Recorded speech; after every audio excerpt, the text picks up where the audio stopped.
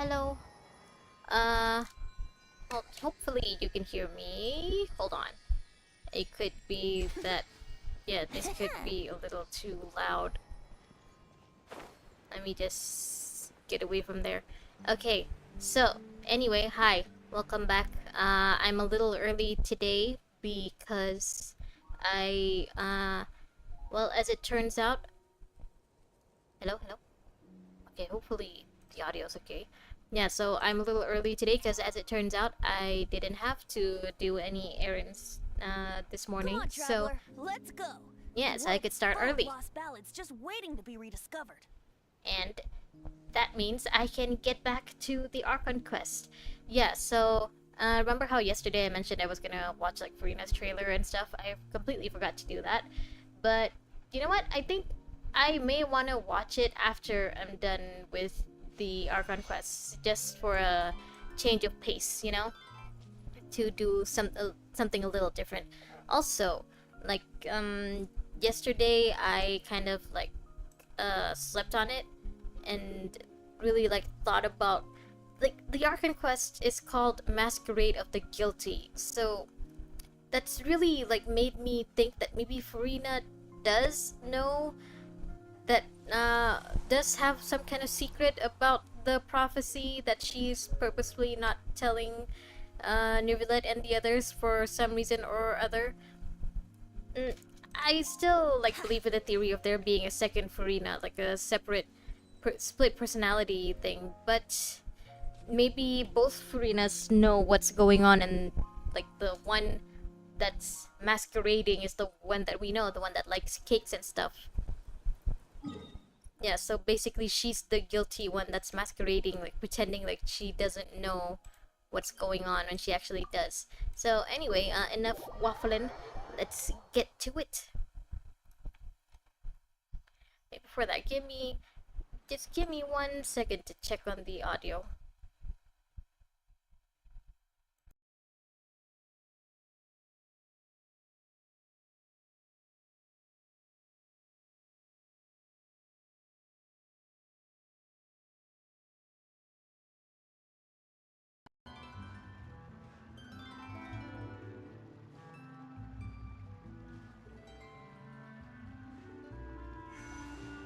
Okay, I think the audio is fine, hopefully. So, yeah, let's see. Okay, yeah, yesterday we ran into Mona and then we met up with the Fontaine, most of the Fontaine characters to like discuss how we're gonna trap Farina. No, we're back. It's been a tough few days, hasn't it? So much has been happening. Yeah, we've had a lot of meetings Hyman about didn't think hunting. the meetings would go on for so long, but everyone seemed pretty fired up, huh? Yeah, they seem to make a big deal out of hunting and fishing and trapping. Hyman thought they'd be at least a little frightened. Well, Fremine was, now that Hyman thinks about it, but everyone else just looked a little surprised. Maybe they, even though they know Farina is the Hydro Archon, they don't really see her act like it all most of the time. Maybe they're not afraid because in their head, even though like their brains know that she's an Archon, like in their hearts they feel like Farina is just a kid who has no idea what she's doing. That's why most of them aren't afraid. Femine is Femine, of course. Well, it's hard to say. Paimon doesn't have any experience with this sort of thing. But with you around, Paimon sure will do great. Yeah, of course, I'm the protagonist. I can do anything. After all, you're the most reliable person in the world, aren't you? Huh? I mean, I am the protagonist, so what? Did you just pour some tea? Paimon didn't notice you doing that at all. I did not. Is this another like instance of an invisible person coming to have tea with us? Then what's that? A bowl of tea. Paimon's never seen that cup before. Is it Risley? Is that like his special cup or something? Don't be frightened. Aye, that's not I'm Risley. just joining you two for tea. I merely refrained from saying anything till now. Who the fuck? Who's that voice? Paramount, you know, if you're gonna get afraid of strange voices, then you should have been afraid since Mondstadt. Ah, have you forgotten me already? Are you the person who spoke to us at the end of like the epilogue for the Sumeru quest after we renamed Wanderer and stuff? Wait, you I forgot are what you were familiar. supposed to be called. You're the voice we heard from the sky in Sumeru. And well, from the ceiling technically, but sure. The voice from the sky, hmm? I fear that description is wrong. Though, not completely wrong. Wrong, as in you don't come from the sky, as in you don't come from Celestia, or wrong, as in you're not just a voice, you have an actual physical body. You're feeling lost now, just as you were feeling previously. Yes, we are very lost. Why are you here? I sensed that confusion and thus came to you. Guiding people is an irresistible hobby of mine, after all. Ah, so you're a busybody. Understandable, can relate. I have been accused of being a busybody as well. Ugh, can't speak. Hui. Consider me a passerby, just accepting a commission from my friend's disciple on a whim.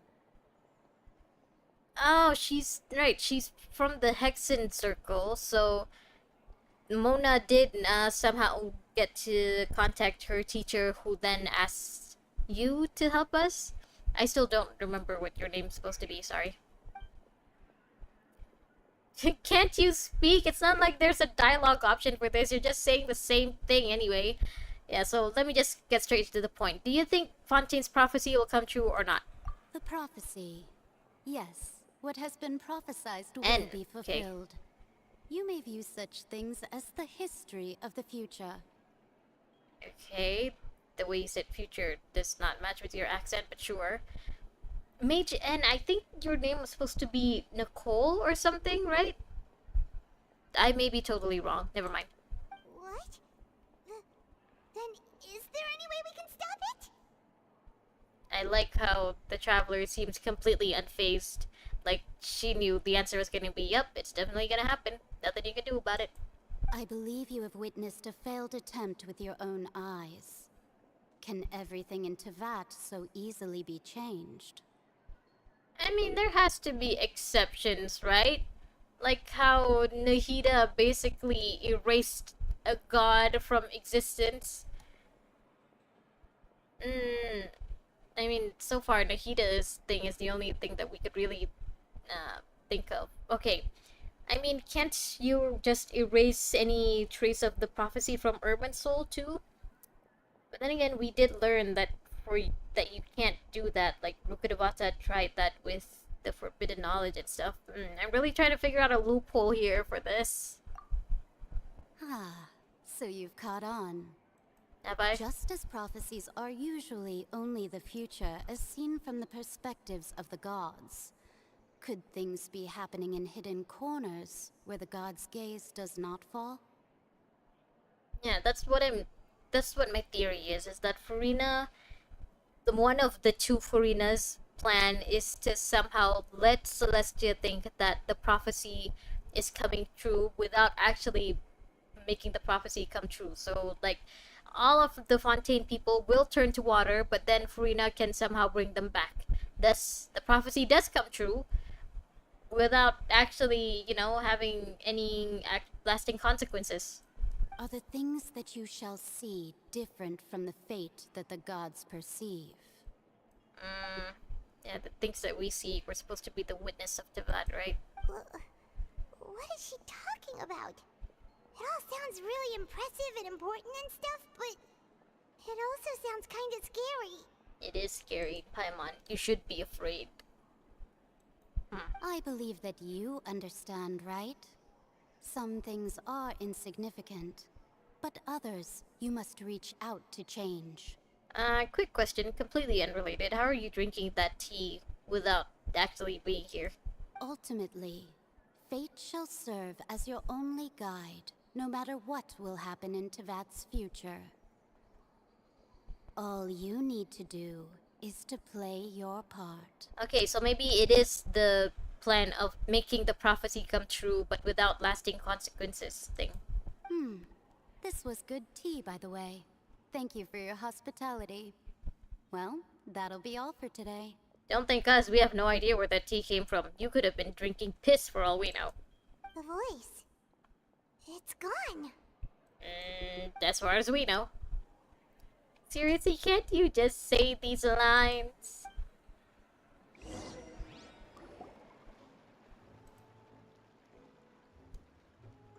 Someone's outside. What? I want to hear someone talking. Alright, coming! Hey, it's you who's getting lazy, okay? I mean, Paimon, you're the one who can float. Well, I see I've Oh. walked in on some lively banter. Hey, Mona. So I'm guessing, your teacher pretty much said basically the same thing that Mage N told us. Mona! Hello. Fine, just fine. I went to take part in that Steambird panel. It turned out to be more interesting than I expected. Cool, you can tell us more about that later. About the prophecy. Not all Fontanians are pessimistic about this. One journalist mentioned that sitting around and waiting for the end to come would be wrong, and that they should make their own rescue preparations. I agreed, so we had a brief chat with her. Was that person Charlotte? Also, yeah, we did see like the Fontanians' different perspectives on the prophecy early on, right? When we first met Linny and Lynette. Did she have pink hair by any chance? Charlotte? Yes, it was Charlotte. You remember her, right? That daredevil journalist? I didn't think you guys had met. I'm in full support I of her don't view. remember if she Prophecies are very mentioned it before, important, though. but how can people allow their lives to be commandeered by just a few words? I don't know. How do you allow your life to be commandeered by the stars?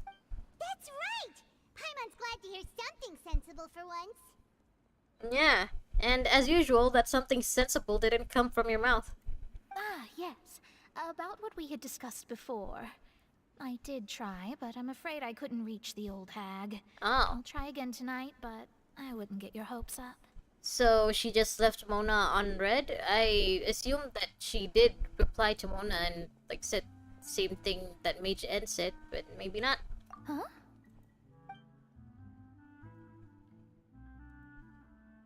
Goodness gracious. Are you serious? As a heart attack. She said that even the god's gaze has blind spots.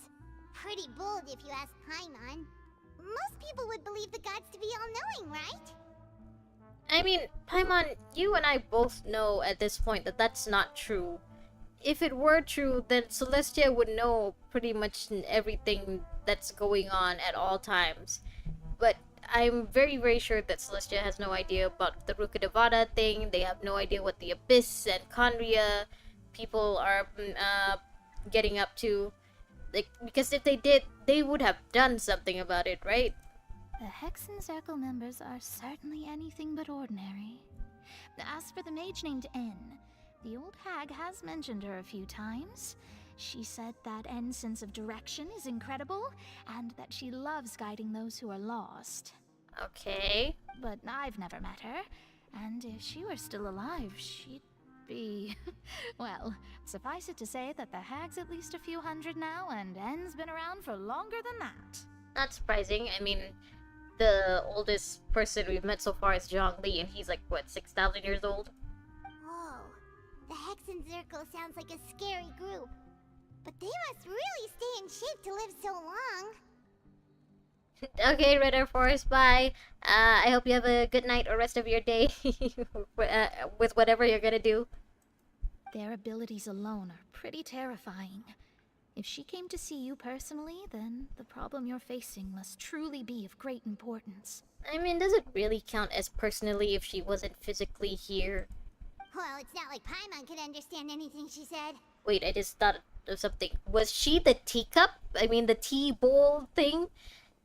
Was she actually physically here, but she was just the teacup? Was she, like, cursed, like in Beauty and the Beast situation? Yes, she was quite cryptic, but I suspect she means that there is still a way to turn things around. She didn't say when or what that would be, though, so... Perhaps it is something that you cannot know right now. I still stand by my theory. Can't you just say that? It's not even a dialogue option. Why can't you just voice this? Traveler, Paimon, are you two alright? Yeah, we're just mentally preparing ourselves to trap a god. Oh, we're fine. We're just a little down right now. It kind of feels like the end is coming, you know? You know, I still think that we should have gone with my plan A, which was move all of the Fontainians out of Fontaine. I see. I feel that same sense of desperation, too. I guess you could consider me someone who has often witnessed fate. So far as I have seen, it cannot be swayed. But even so, I still hope for and believe in miracles. Astrology is eternal and rational, but fate may not be. It is cruel, but it can also be beautiful. I know, I'm surprised that you still have a lot of like faith in astrology and stuff, Mona, especially after the whole Scaramouche reveal about the sky and Tevat being false and stuff. Perhaps that's what En was trying to tell you. Not to lose heart, and to believe that what you are seeing playing out before you is not yet set in stone. Unfortunately, it is set in stone. I mean, we saw those slates ourselves. It's too late. Everyone's gonna die. I did originally think of steering clear of all this, but I couldn't. Even if this is all futile, I still wish to help everyone. If we don't struggle to the last, then how can we face the end when it comes? Huh. You do have a point. I mean, does it really count as struggling if we're not trying to move all of the Fontainians out of Fontaine? There I go, talking about astrological principles again. Sorry about that. The moment I start talking about work-related stuff... I need to get going. Yeah, it's probably for the best that you don't stay here when shit hits the fan. Bye, Mona. It was worth trying to comfort you, even if only a little. I believe that you'll help those who are struggling in the same way I did. Hopefully. I suppose that might be why we always seem to meet by coincidence. I mean, would you really call it coincidence if you can technically see it coming? I mean, the first time we met her, she was already waiting for us. What Mona said, but also kinda sad too. It's okay, Paimon. We still haven't tried putting all of the Fontainians into our teacup.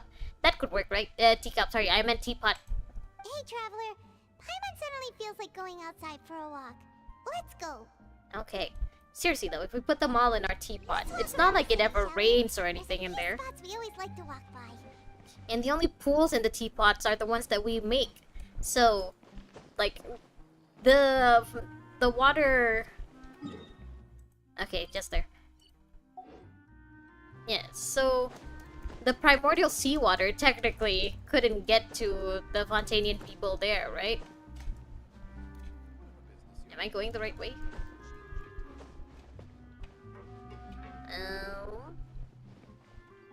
No. Okay, here.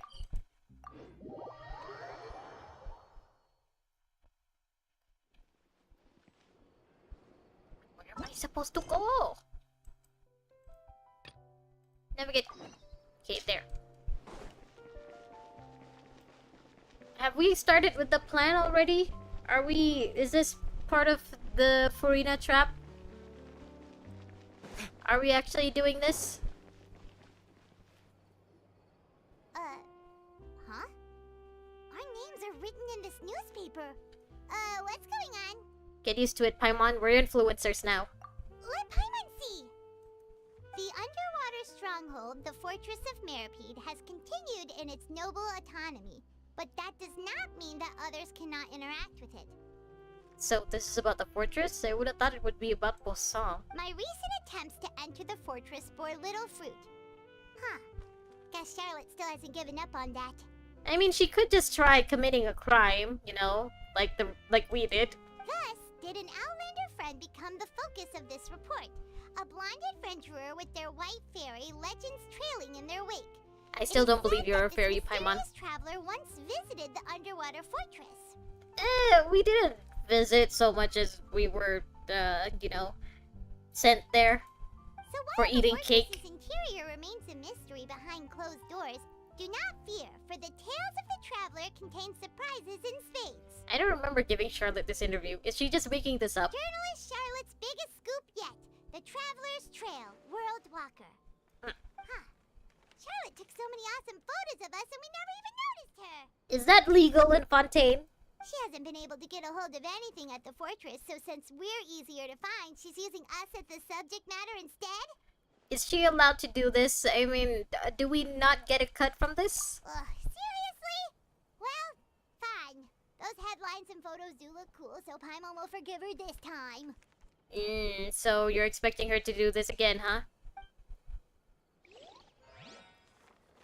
No! Lenny! Lenny!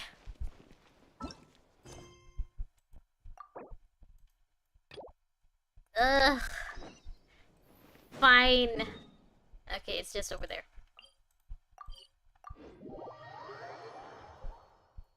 Lenny, this is like the fourth time your quest has gotten in the way of the Archon Quest. I really should be doing these quests off stream. Hello?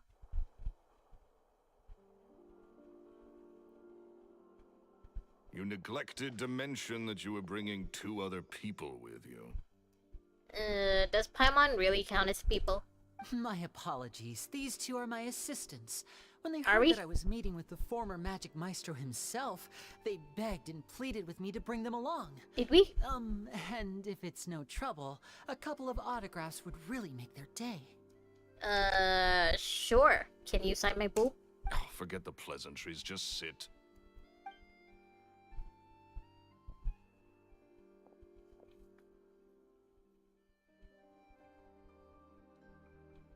Get a load of this guy. Forget the pleasantries, he says, but he looks pretty happy about Lenny stroking his ego. I only agreed to meet since we're both magicians. Do me a favor and cut to the chase. I have more important things to do than drinking. Is Lenny even old enough to drink? Then again, Mondstadt lets Venti drink and he looks to be about Lenny's age. You know what? Never mind. Forget I said anything. Much obliged, sir. As it happens, the matter I want to address is also related to magic. Yesterday morning, a warning letter from the Phantom Weasel appeared on the entrance to the Opera House. He claims to be planning something for the same evening that I'm scheduled to do a magic show there.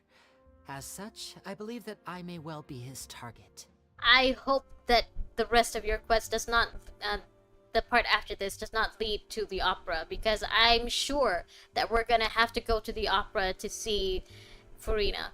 And then we're gonna have to go through Lenny's story quest first to see her. And I still haven't talked to Farina for her Archon quest yet. This is bullshit. I have to get to the bottom of this to ensure that my show can go ahead as planned. Naturally, any investigation into the Weasel starts with a few questions about Caesar, Who you used to work for, right? What is there to If I'm investigate? remembering right.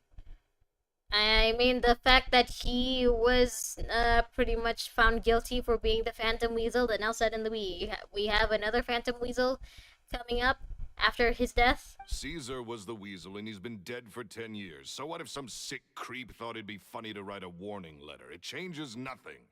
So Are you you trying to think tell this me is you just a actually copycat? bought it?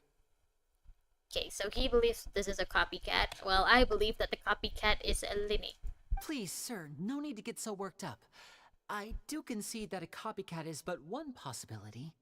But Possibility? It's a fact, Linny. Look, my patience is limited, so listen carefully while I'm still willing to put up with you. The weasel is dead. Period. Everyone knows that, so do yourself a favor and quit this investigation. It'll lead you nowhere. Look, if this affects your magic show in any way, I will personally compensate you for any losses. that's very generous of you for someone who doesn't want to talk to Lenny in the first place. Oh, sir, I'm honored, really. But this isn't about finances for me. Yeah, I'd imagine the Fatui have a lot of money. My pride as a magician is what's at stake here, Lorenzo. Copycat or not, this person has thrown me the gauntlet, and I must meet their challenge head on. Must you? Your pride? Don't mince words with me, boy. Just tell me, what exactly are you seeking to do? He possibly wants to clear his adopted dad's name, maybe? That's my theory, at least. I want to find out the Phantom Weasel's true identity. I have to know for myself what really happened 10 years ago. And if it turns out to really be, what was his name? Caesar? Then what are you gonna do? What would that accomplish? And what do the events of 10 years ago have to do with you, anyway? Look, you of all people should know that a magician never reveals their secrets. And in any case, dead men don't talk. So if you really care about your magician's pride, then you'll forget about Caesar and move on. Uh-oh. This is getting awkward. Look, Paimon, this is just what conflict looks like, okay? Get used to it. Humans do this a lot. Renzo? Is that? Oh, it is you! I know that big, booming voice anywhere. What's up, my man? Wanna grab a drink with me? Sir, are you drunk? It's like 9 a.m. Another day, I'm busy. Oh, come on! You can't be all business all the time. You know what they say? Live fast, die young. Oh, You gotta learn how to kick back and relax once in a while. I wasn't looking at the script, so I thought he was just gonna say live fast, die. That's it. Okay, so I'm guessing that there are drunkards in every corner of Tivat. Good to know. If I wanted your life advice, I'd ask for it. Now get out of my face and go be drunk somewhere else. Bye. Sorry, my good sir. I don't believe I've had the pleasure. Oh, hey! Edmondo. He and I are Edmondo. business pals. We worked together a bunch of times. You guys have matching mustaches. That's cute.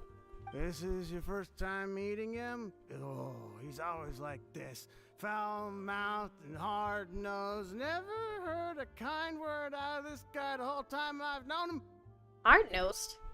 I think this is the first time I've heard that term. Okay? Hard-nosed? And he wonders why he can't get a girlfriend, despite being, what, pushing 40, 30, something? Anyway, point is, a lot older than when he first got rejected by the girl he was into. And he's still into, from what I hear.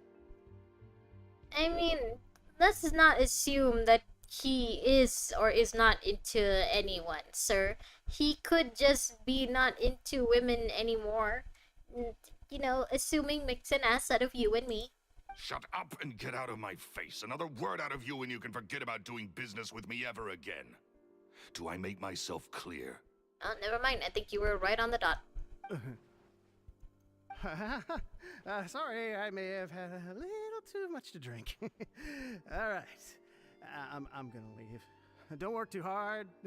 Well, that sobered you up pretty quick. Bye. I think it's high time I made a move as well. If you really want to investigate this, Linny, be my guest. Yeah, I mean, it's not like you could stop him. Bye to you too. But if nothing good comes of it, don't say I didn't warn you. Okay, bye. Leave. Well, that fell to pieces in a rather spectacular fashion. Any thoughts? He seemed like the kind of guy who liked to get in the last word. Totally. And what was all that about compensating you for your losses? Why would someone you just met make an offer like that? I don't think they've just met, Paimon. From the way they spoke to each other, I'm guessing that they've at least known each other for a while. He's gotta be hiding something. And not like Gemma. She was a little suspicious, but this guy's definitely covering something up. You know, Paimon, usually when you say that, you end up wrong. I think so too. We need to look into Lorenzo more closely. That guy Edmondo seems to know a thing or two about him. He only just left. Let's see if we can catch up with him. Lenny, you're supposed to be a magician, right? What if this is just a way to misdirect you from the truth? You know? What if this is all just a big conspiracy or something to make sure that the world doesn't forget that Caesar is the Phantom Weasel? Okay, anyway. Can I do the... No! Okay, maybe I can do it after I leave.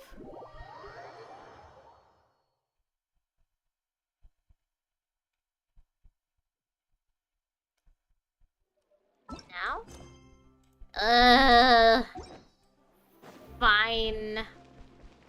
Hey, Edmondo. Mr. Alcoholic, sir. Seriously, why were you drinking in the middle of the day? Do you not have a job? You okay there? Who are you? Did you lose all your memories along with that barf? Oh, it's you guys. Don't worry about me. I must have had one too many. I just need to ride it out. I say way too much back there, didn't I? Yeah, I nearly talked myself into complete financial ruin. Note to self, no more drunken chats when Lorenzo's around. Financial ruin. I'm guessing you work for Lorenzo then? So he's your boss? He was serious about threatening to cut you off? Ugh, Paimon knew he was a bad egg. I mean, this guy was practically spilling his secrets while drunk, so I wouldn't really blame Lorenzo. Hey! Keep your voice down. Don't go prying into Lorenzo's personal affairs. Bad things happen to people who ask too many questions.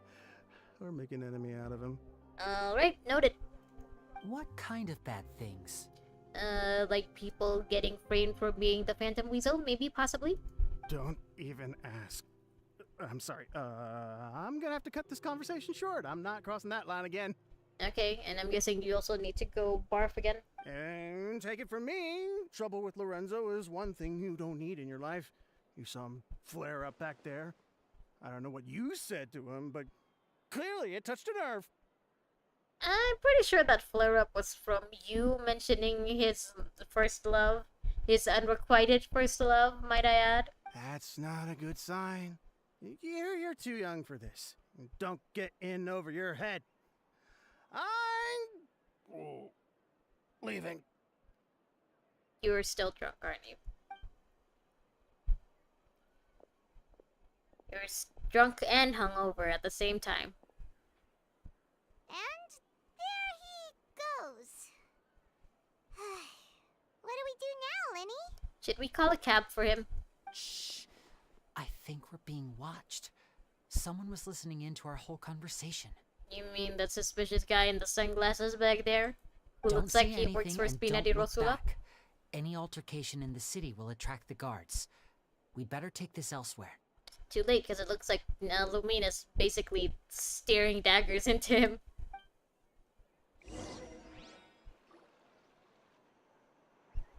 Oh? Cutscene? No? We're here!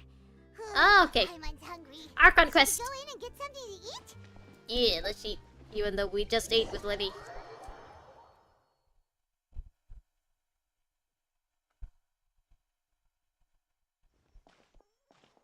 Still no cutscene.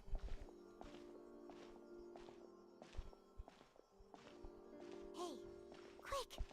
Look! What was with that camera shake just now? That's the limited edition, only 16 slices a day cake!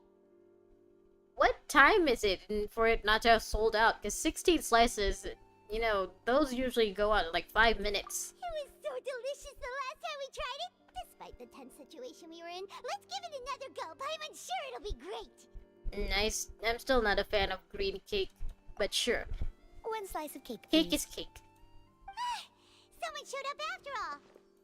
Oh, wait, you're the one from the Palais Mermonia. Hello. Oh, are you here to buy cake too? It seems Monsieur Nervalette was right. You really can eat. I hope he meant Paimon and not me. Wait, I'm just the wallet. did you really say something like that? That's right. Even he has his own preferences when it comes to food. As for me, I love the cake and coffee here. Aw, that's cute. Do you come here often? Maybe as often as you get paid. How much is your pay, by the way? Every day. You must get paid a lot. Cake and coffee are not cheap. Every day?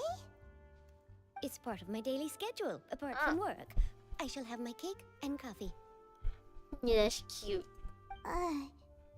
What? What's wrong? Then what if someone told you one day that this place would be closing soon, and you wouldn't get to eat cake here anymore? What would you think? Aw, Paimon, don't turn this to an... Don't give her an existential crisis. She just wants her cake and coffee. But why would it close? Well, Paimon doesn't know either, but maybe the waters will rise tomorrow. You know, like in the prophecy. Actually, what would happen if the Melusine were to touch the primordial sea water?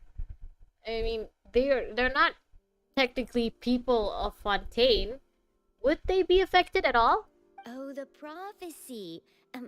To be honest, I haven't paid much attention to that. No, still, even if there'd be no more cake tomorrow, that wouldn't keep me from having some today. Aw, that's a cute way of looking at it. No, it's the same for eating in general. You might not be able to eat tomorrow, but if you can do so today, then you should carry on. That's what people call living, you know. Huh. Yeah, again, I don't know if it's just the lighting only in Fontaine, but the way that the lighting inside of this hotel, at least, it's really like making them glow, especially like Paimon. Like, it looks really pretty. I don't really know how to describe it. I'm not an artist, but she looks very pretty here in this lighting. Don't be sad. Excuse me, could I have 2 more slices of cake to go?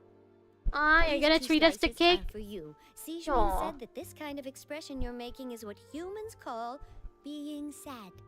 Ah, you're friends with Sijuin. Oh, you know Sijuin? I sure do. She was born before me, and Ah. she sometimes comes to the surface to teach us things about humans.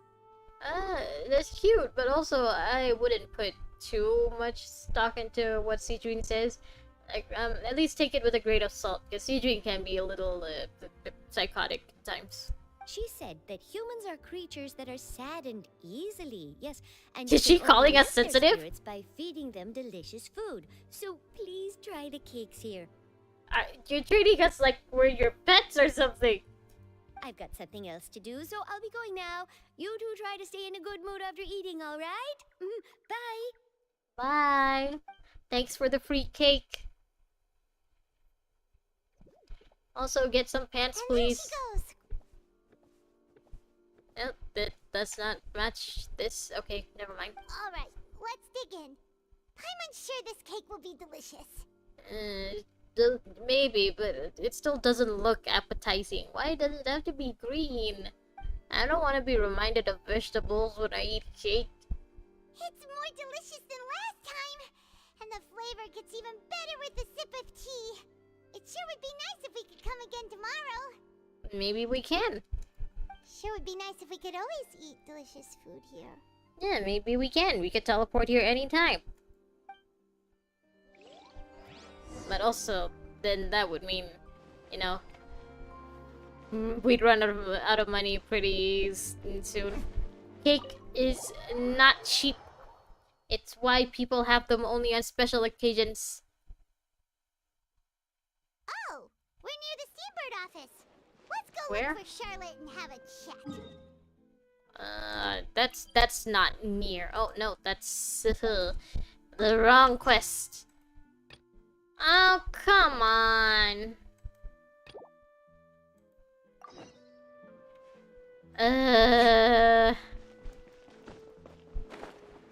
Wait, this is a world quest, so maybe they'll let us skip this? Hold on. Can we skip this?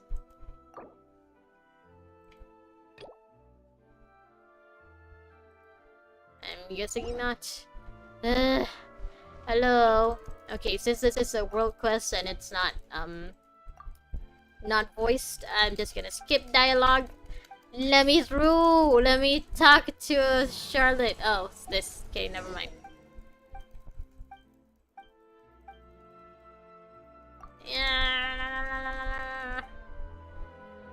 wait, actually.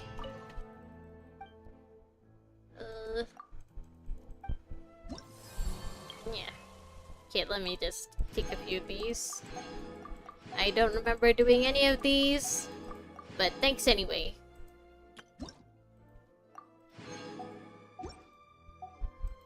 I don't think I've even maxed out the place in Sumeru. I forgot what that place is called. Thank you. Where is Charlotte? We can't... Wait, seriously? We can't get in? Okay. Charlotte, I see you. Wow! If it isn't the Traveler and Paimon! Oh, have you seen the article I wrote about you? Yeah, we also saw the pictures. Are you sure you're allowed to post likenesses of us without our consent? I don't know the legalities in Fontaine, never mind. Ha! You've got some nerve! You just used us to make some quick mora! Can we negotiate a profit split? Split, that's what I said! Don't worry about that. I heard that you were in Poisson some time back, so I sent you a letter to discuss just that. It appears you didn't receive it, though. You should have done what Kaya did and made our our address next to the floating white thingy. It's alright, though. I've set aside the amount intended for you. Ooh. I've even set the table with some food. Free food can't pay the bills, but sure, thank you. Really? Oh, you're the best! And you're just easily pleased. You're almost a little too easy to win over, Paimon. That's what I If said! you were a journalist with ulterior motives, you'd be in trouble now, you know. We're already in trouble. Like I said, free food can't pay the bills! Oh, Paimon knows you're not like that. Still, what brings you here all of a sudden? Were you looking for me? Yeah, kinda. Actually, you know what? Charlotte wasn't at the meeting, the planning place to discuss how to trap Furina. But then again, Charlotte doesn't really... And then again, Charlotte isn't really that closely related to the whole prophecy thing, so I'd understand why she wasn't called in. I see. It seems you've already bumped into Mona here in Fontaine. Yeah. Apparently So you she guys mentioned talked a you? bit. What did she say? She said that you're a real daredevil of a journalist. Sorry, I'm adjusting my fan. Okay. Okay, I think it's okay now. Nice. In which case, can this daredevil journalist dare to request an exclusive interview with the legendary Traveler and Paimon? Sure, as long as you're paying. Huh? So your article in the paper today doesn't count? No, cause like that was mostly speculation. I think it's the word. She didn't really interview us yet. Oh, of course it doesn't. That was more like live photography. What I'd Live like to do is photography. dive deeper and ask you to talk about the things you've seen and experienced. You know, you're using a bunch of terms that I think I should know, but I chose to minor in marketing rather than journalism, which to this day I do not regret. Yeah, are we even qualified enough? Why not? If I say you're worth an interview, then you're worth it. But not right now, of course. I'll need a few days to prepare. I mean, there isn't really any qualifications necessary for interviews, Paimon. An interview is an interview. In that case, we'll just chat when you have the time then? Sure. Oh, so that's a yes? Ooh, splendid! I'll tell the editor-in-chief immediately. I'll have to apply for lighting, a venue, some props, and... Do you guys have, like, well, you have cameras, but I don't think you guys have, like, video camera technology yet, right? Whew, so much to get done now. Talk to you later. Okay, bye. Wait, Charlotte, Paimon's still got a question for you. Oh? And what's that? About the prophecy, maybe? If, just for example, Fontaine were to be flooded tomorrow, what would you do today? Paimon, you need to stop asking this question to random people. You're gonna end up freaking out the wrong person eventually. Huh. That's the prophecy you're talking about, isn't it? I mean, I do hear about it often, but I've never once thought that the day could be tomorrow. Okay. If you're seriously asking, then I might try and think of a way to leave Fontaine. That's Oh, what but I I'm still a said. journalist first and foremost. That means I have a duty to be reporting from the scene. And secondly, I wouldn't forsake my homeland that easily. Sure. So you're gonna be like a disaster journalist then? I don't know if that's what they're called, but basically journalists who look at the aftermath of natural disasters and stuff.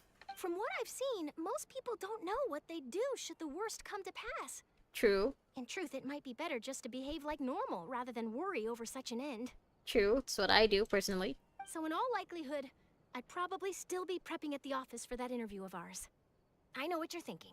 That sounds a bit sad, but I've always believed that it's best to do what you enjoy. I also have always believed that. Also, it's interesting that the two Fontanians that we've asked this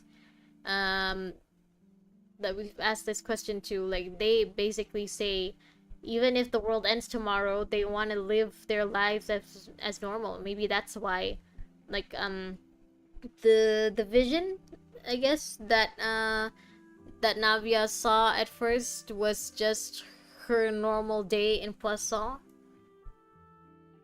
Maybe that's just how the rest of the people who got like turned into water wanted their afterlife to be like. Just another normal day where it doesn't feel like they've died and they could just keep on living like they have for the way that they have recently. Just think about it. If this nation really were to be suddenly destroyed tomorrow, but I still successfully finish an exclusive interview with a truly unique person, then the story I would wind up writing would truly be timeless. Sure, I guess in a way that would be kind of like your legacy. And then do you know what I'd do? Well, I'd write that story, send it for printing, and use messenger pigeons to get copies out to the various nations as soon as possible. Tevat has messenger pigeons? Since when? I'm not a dreamer, nor am I a workaholic. But I do love my job. And I'd be proud of leaving such an article behind. I guess you could say that I was born to be a journalist. Good for you, Charlotte. But anyway, that's my answer. And on that note, I'll get back to my preparations. Bye. That's so nice. All of a sudden, Paimon actually kinda envies her. You know, Paimon, the way that you've been like really contemplating this whole prophecy and everyone turning into water thing, it's making me wonder if maybe you've had some experience with something like this, like a disaster coming and basically ending life as you know it. Anyway, let's go and take a look at the sea, shall we? Okay. I'm still wondering if we're ever gonna talk to Furina. The sea breeze and scenery can be a pretty soothing combo, huh? Yeah. Actually, I know it's gonna be like really expensive and stuff, but I actually wanna one day be able to live next to the ocean, if only to have like the sound of the waves and stuff constantly in the background. It's just so relaxing, you know? Paimon's been thinking. You've been doing that a lot this quest. Yes? If it wasn't Fontaine, but all of Tevat that would be destroyed tomorrow, where would we go and what would we do? And that's assuming that you and I wouldn't get caught up in it in the first place. No, Paimon should ask, if you could choose, what would you like to do? Find my brother? Because, okay, seriously, you're not gonna say that? Find my brother and basically punch him in the face, because if Tevat does end, then something tells me he's gonna have something to do with it.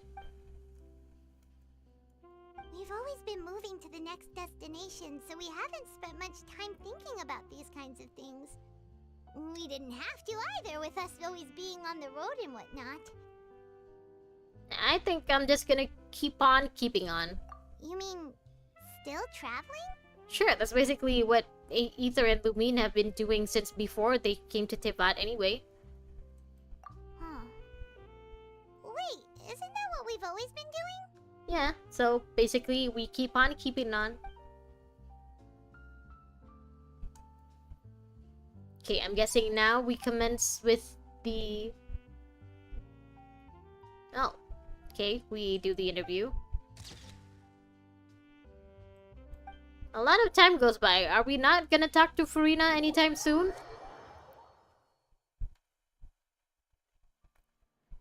Furina! Feels like you'll grow mold if you stay here long enough. But it's still better than the Fortress of Mirapede, that's for sure. It's not only damp there, but salty too. Actually, it's interesting how, like, people... Like, different places have different ways of, saying how it's bad for you to just sit still and do nothing. Like, some people get called couch potatoes, some people say you're gonna grow mushrooms or grow mold. Like what Paimon said. Just a lot. Ah, so the two of you are still here. Wonderful. I mean, we're not gonna just leave you guys to get turned into water all by your lonesome. Oh, you're from the Palais Mermonia, aren't you? Is she? I really don't remember. Yes, I'm Isadora. Monsieur Nervilette sent me to look for you two before. I heard that afterward you went to the fortress of Meropide. Yeah, we're wanted criminals. Not at all. I'm well aware that you're friends of his. Actually, I'm here to pass along a message from him. Oh, okay.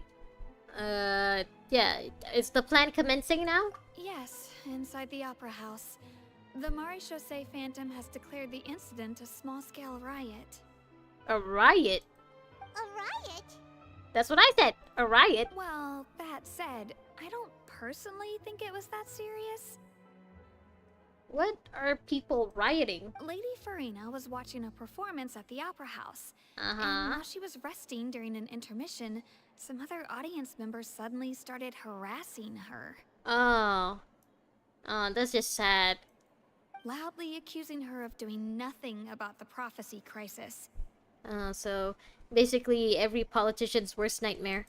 And before she could respond, others started to join in. The crowd continued to grow, and protests against the Hydro Archon started to break out. Still, it's surprising that they're just that she's just allowing protests to happen. She is the Hydro Archon.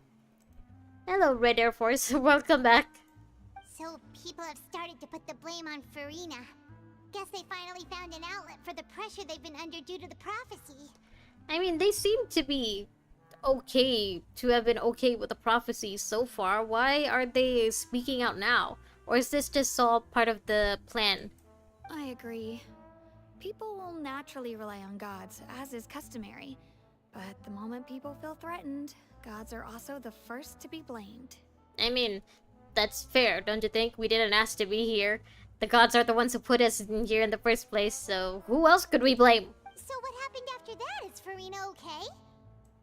Seeing that the situation was spiraling out of control and that further argument was pointless, she claimed that she'd gotten tired of this and left in a hurry. Okay, at least she wasn't given a heart attack like with Arlecchino. The Maréchaussée Phantom had their hands full maintaining order and did not catch where Lady Farina had gone. Only when things had stabilized did we realize that she had gone missing. Alright, Red Air Force, good luck against those raiders. So, you mean she's still missing? And you're not freaking out over the fact that you lost a god? That's right. The Maréchaussée has dispatched many people to search for her, but we don't have any leads yet. Okay. That said, I don't think there's much to worry about. She is a god after all. Yeah, true. Even if she were to fall into the hands of rioters, what could ordinary people do to her? True. But then why are you coming to us? Does Neverlet think that we have a built-in Archon detector or something? Don't answer that, because I'm worried that the answer would be yes. Good. Monsieur Nervilette sent me to tell you about the situation, but he didn't say anything else. Okay. Don't worry, this is more than enough to go on. Thanks for keeping us informed. Ah, is that so? Well, alright then. In that case, you two take care. I'll be heading back to the Palais now. Okay, bye. What's that look for?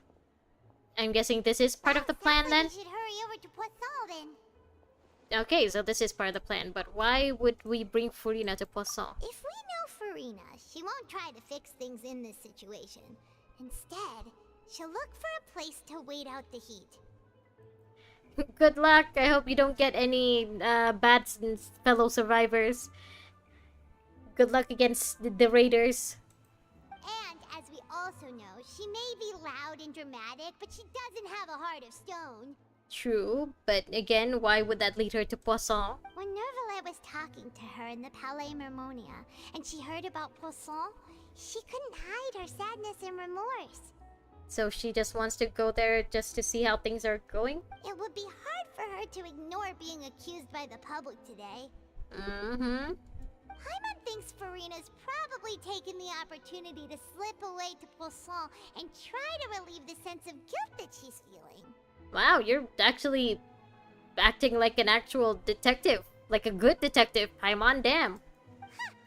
Well, what do you think? Paimon knows the answer, of course, but Paimon can do the analysis to back it up, too. Cool, huh? Yeah, looks like the detective novels you've been reading have had an effect on you. You should read more, Paimon. In that case, there's not a moment to lose. Poisson, here we come!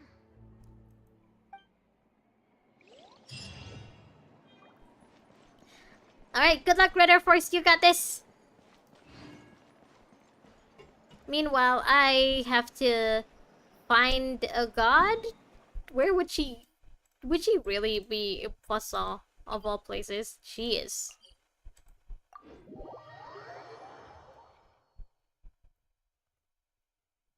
I'm still surprised that... This looks deserted.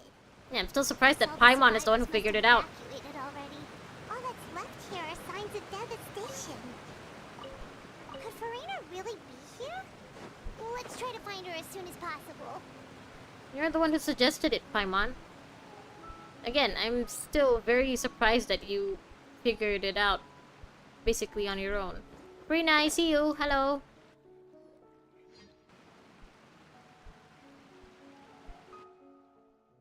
Oh. That's Farina, right over there.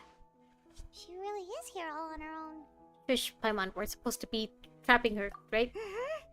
I still don't know what the plan is, but I'm assuming we're trapping her. Should I just give up?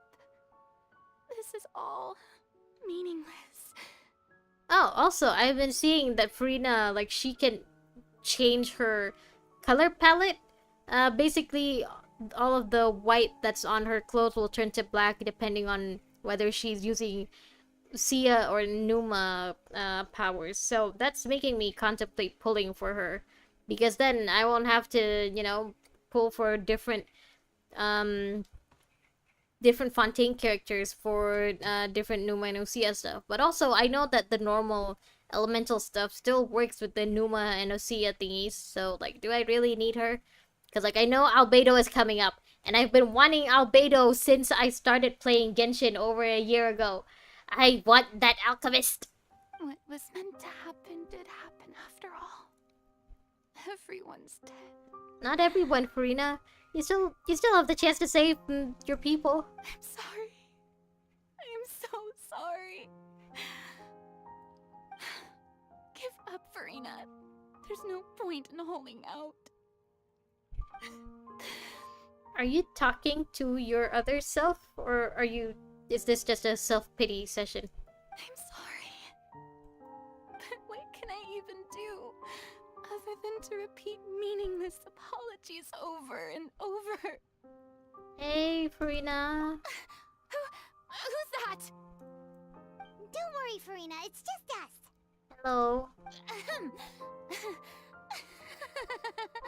So it is you, blonde traveler from another land. Why, I almost thought you were someone from that mob of my ignorant subjects.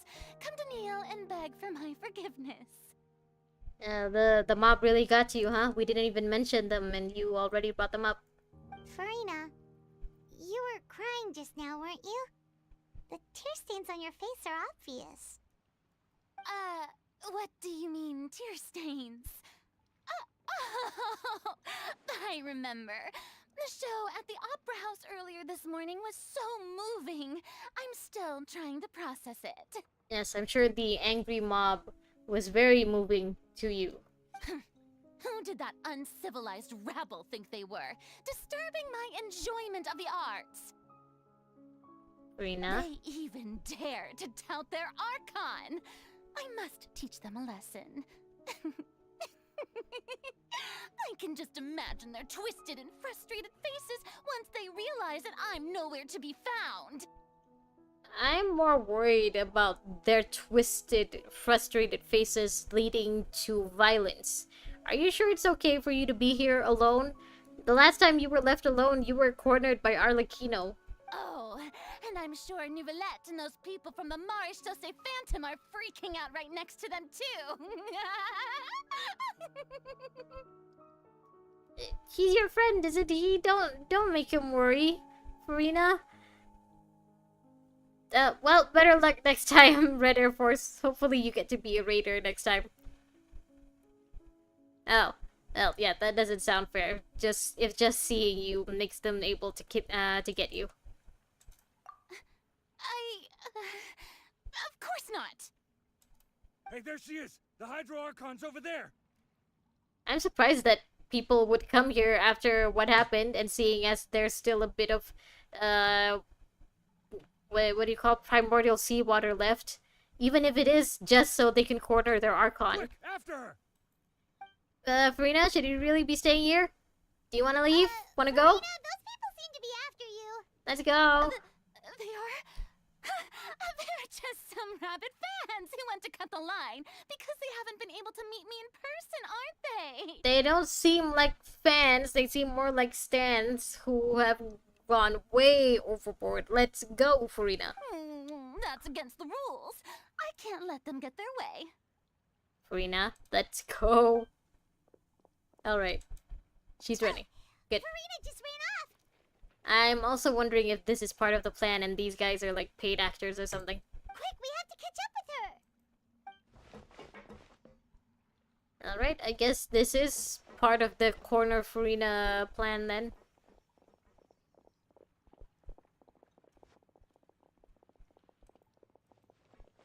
Where are we going? Just around Poisson?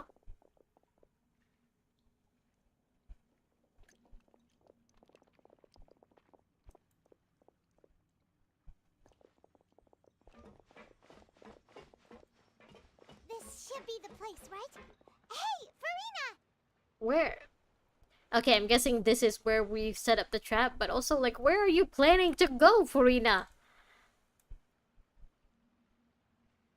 Okay, yeah, stealth game, I guess it makes sense for the people for the Seekers to be, OP. Still, sounds really annoying, but it's fair, I guess. There's a good hiding spot over here. Quick, come to Paimon before the rest of them catch up to you. I'm wondering if she knows this is a trap, and she's just playing dumb. What is this place? This is Poisson. Hurry, they're almost here. Oh, in the boat? In the ship? I suppose haste is warranted. Lead the way. Let's go. Come. Does she know this is a trap, though? Because we're acting kind of obvious right now.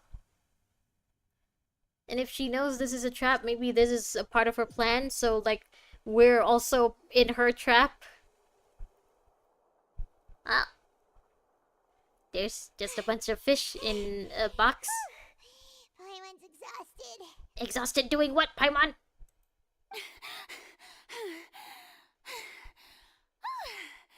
I'm so tired.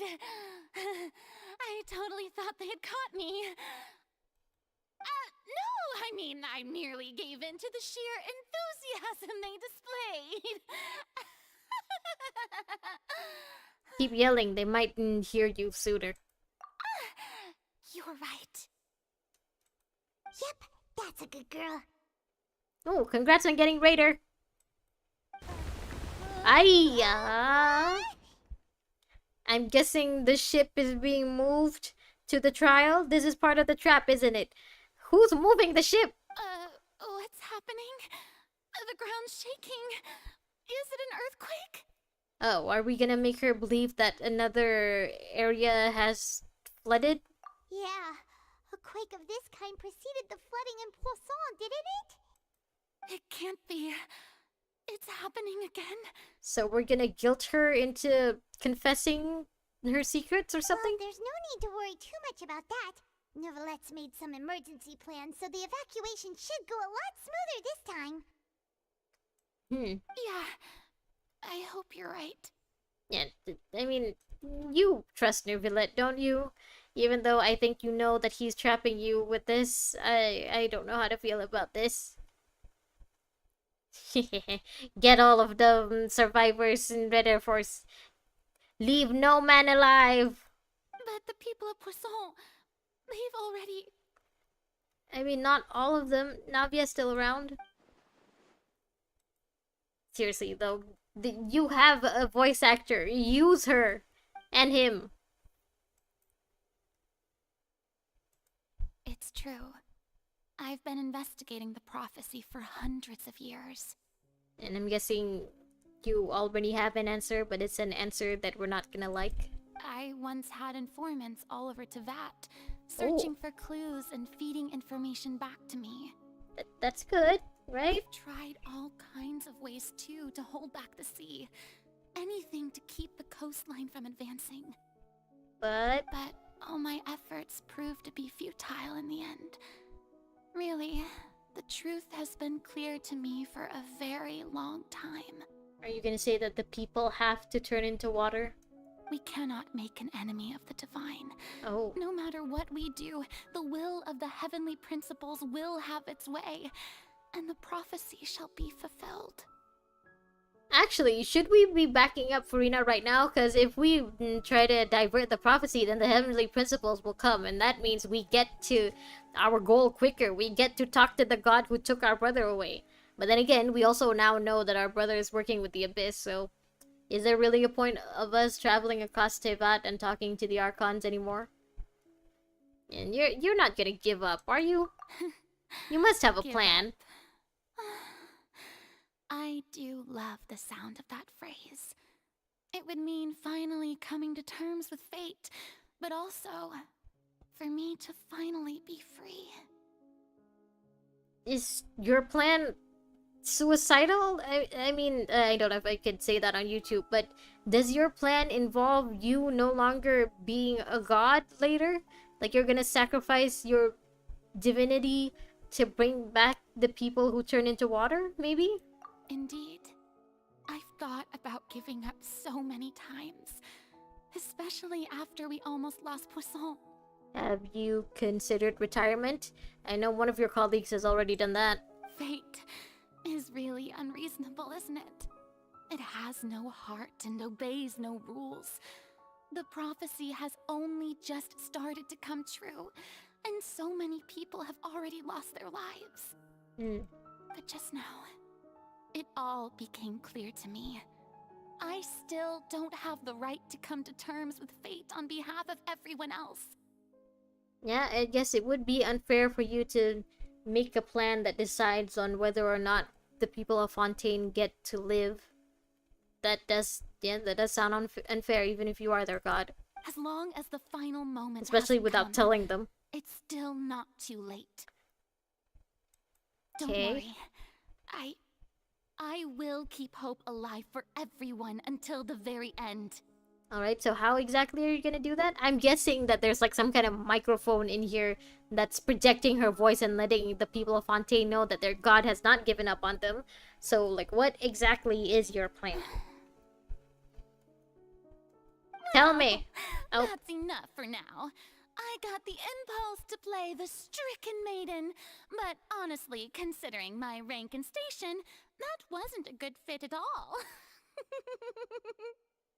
Okay, so the Masquerade is back on. Don't take any of what I just said seriously.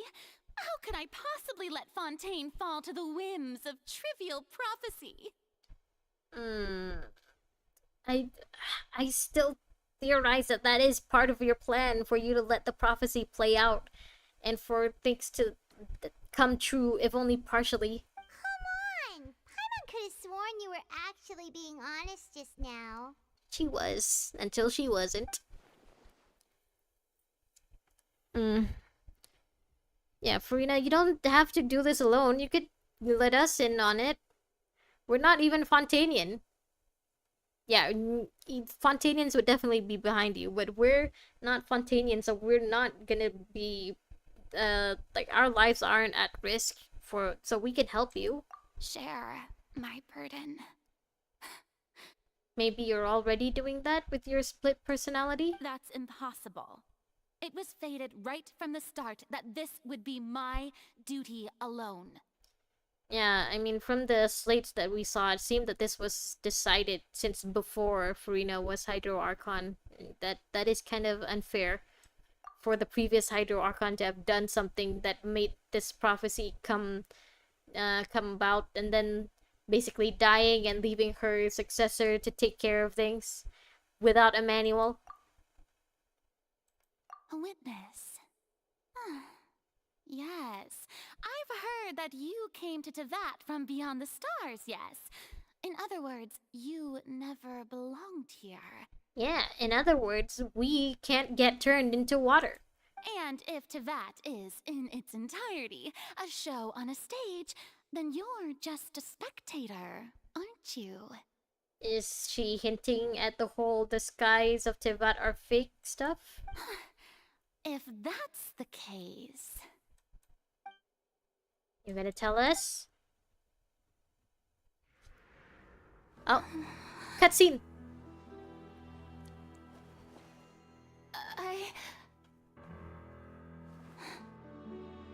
Just tell us already what your plan is. And if your plan involves you dying somehow, I'd rather that not happen. Oh. Guess we're too late. The trial started.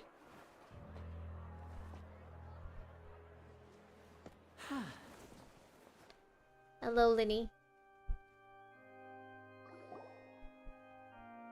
Ladies and gentlemen, this concludes my opening performance. Now, without further ado, we may proceed to the trial of our god. You seem a little too happy to be doing this, buddy, but okay. So, this is what it is.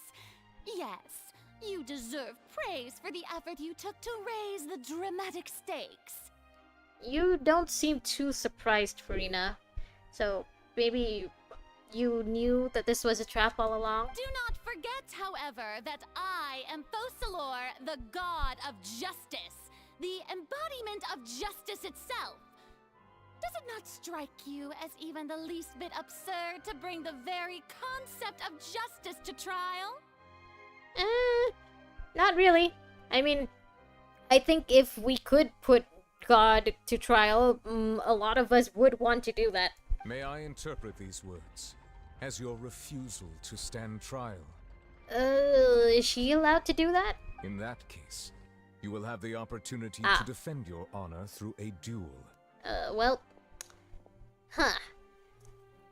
I don't know if Cloran could beat, an Archon.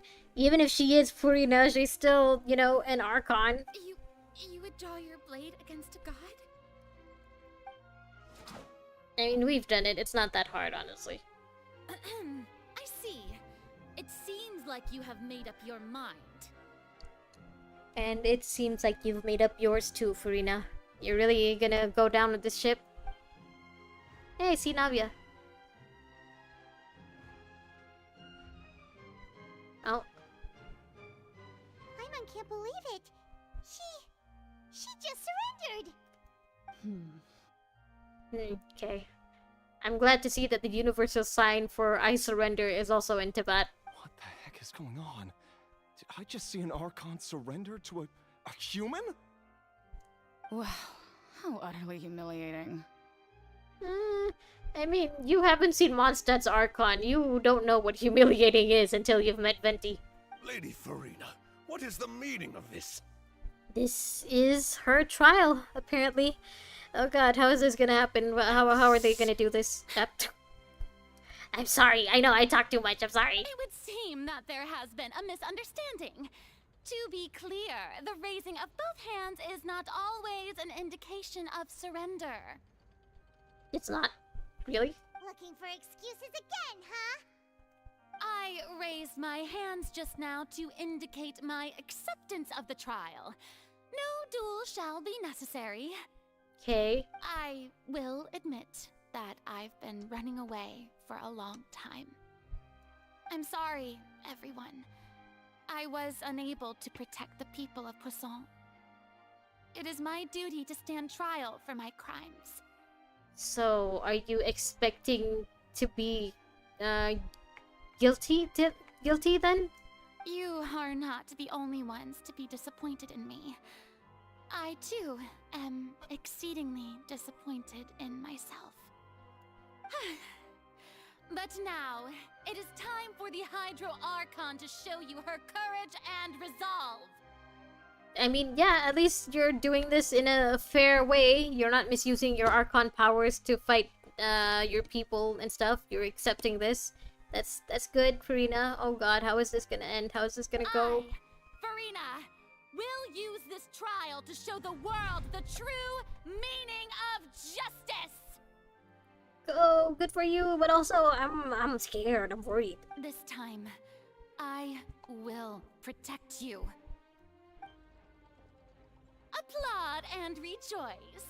One of the most outrageous and fantastical arcs known to the opera epiclese is now unfolding before your eyes.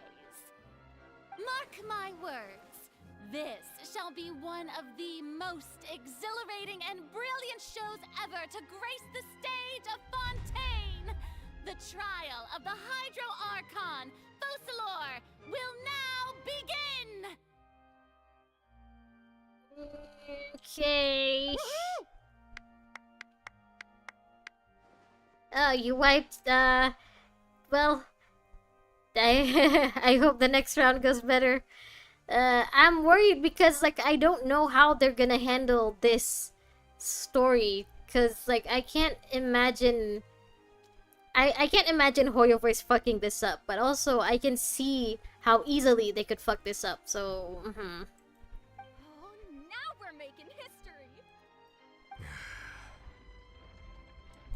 Why does it feel like Farina just took over the whole thing? Like, come on! Didn't she just get forced to stand trial for her crimes? I don't think she was forced to. I think this is all part of her plan. Also, even though she's still acting super dramatic, she is taking this seriously this time, right? Looks like it. Alright then. Who will be my opponent in this trial? Oh, yeah. Does she get a lawyer and stuff? The court asks the prosecutor to please take the stand. It's gonna be us? So we're prosecuting the Hydro Archon? Very well. Then please speak, witness of Tivat, my accuser and fated opponent. Can't you just speak, Lumaine? Okay, so we're basically gonna force her to tell the truth.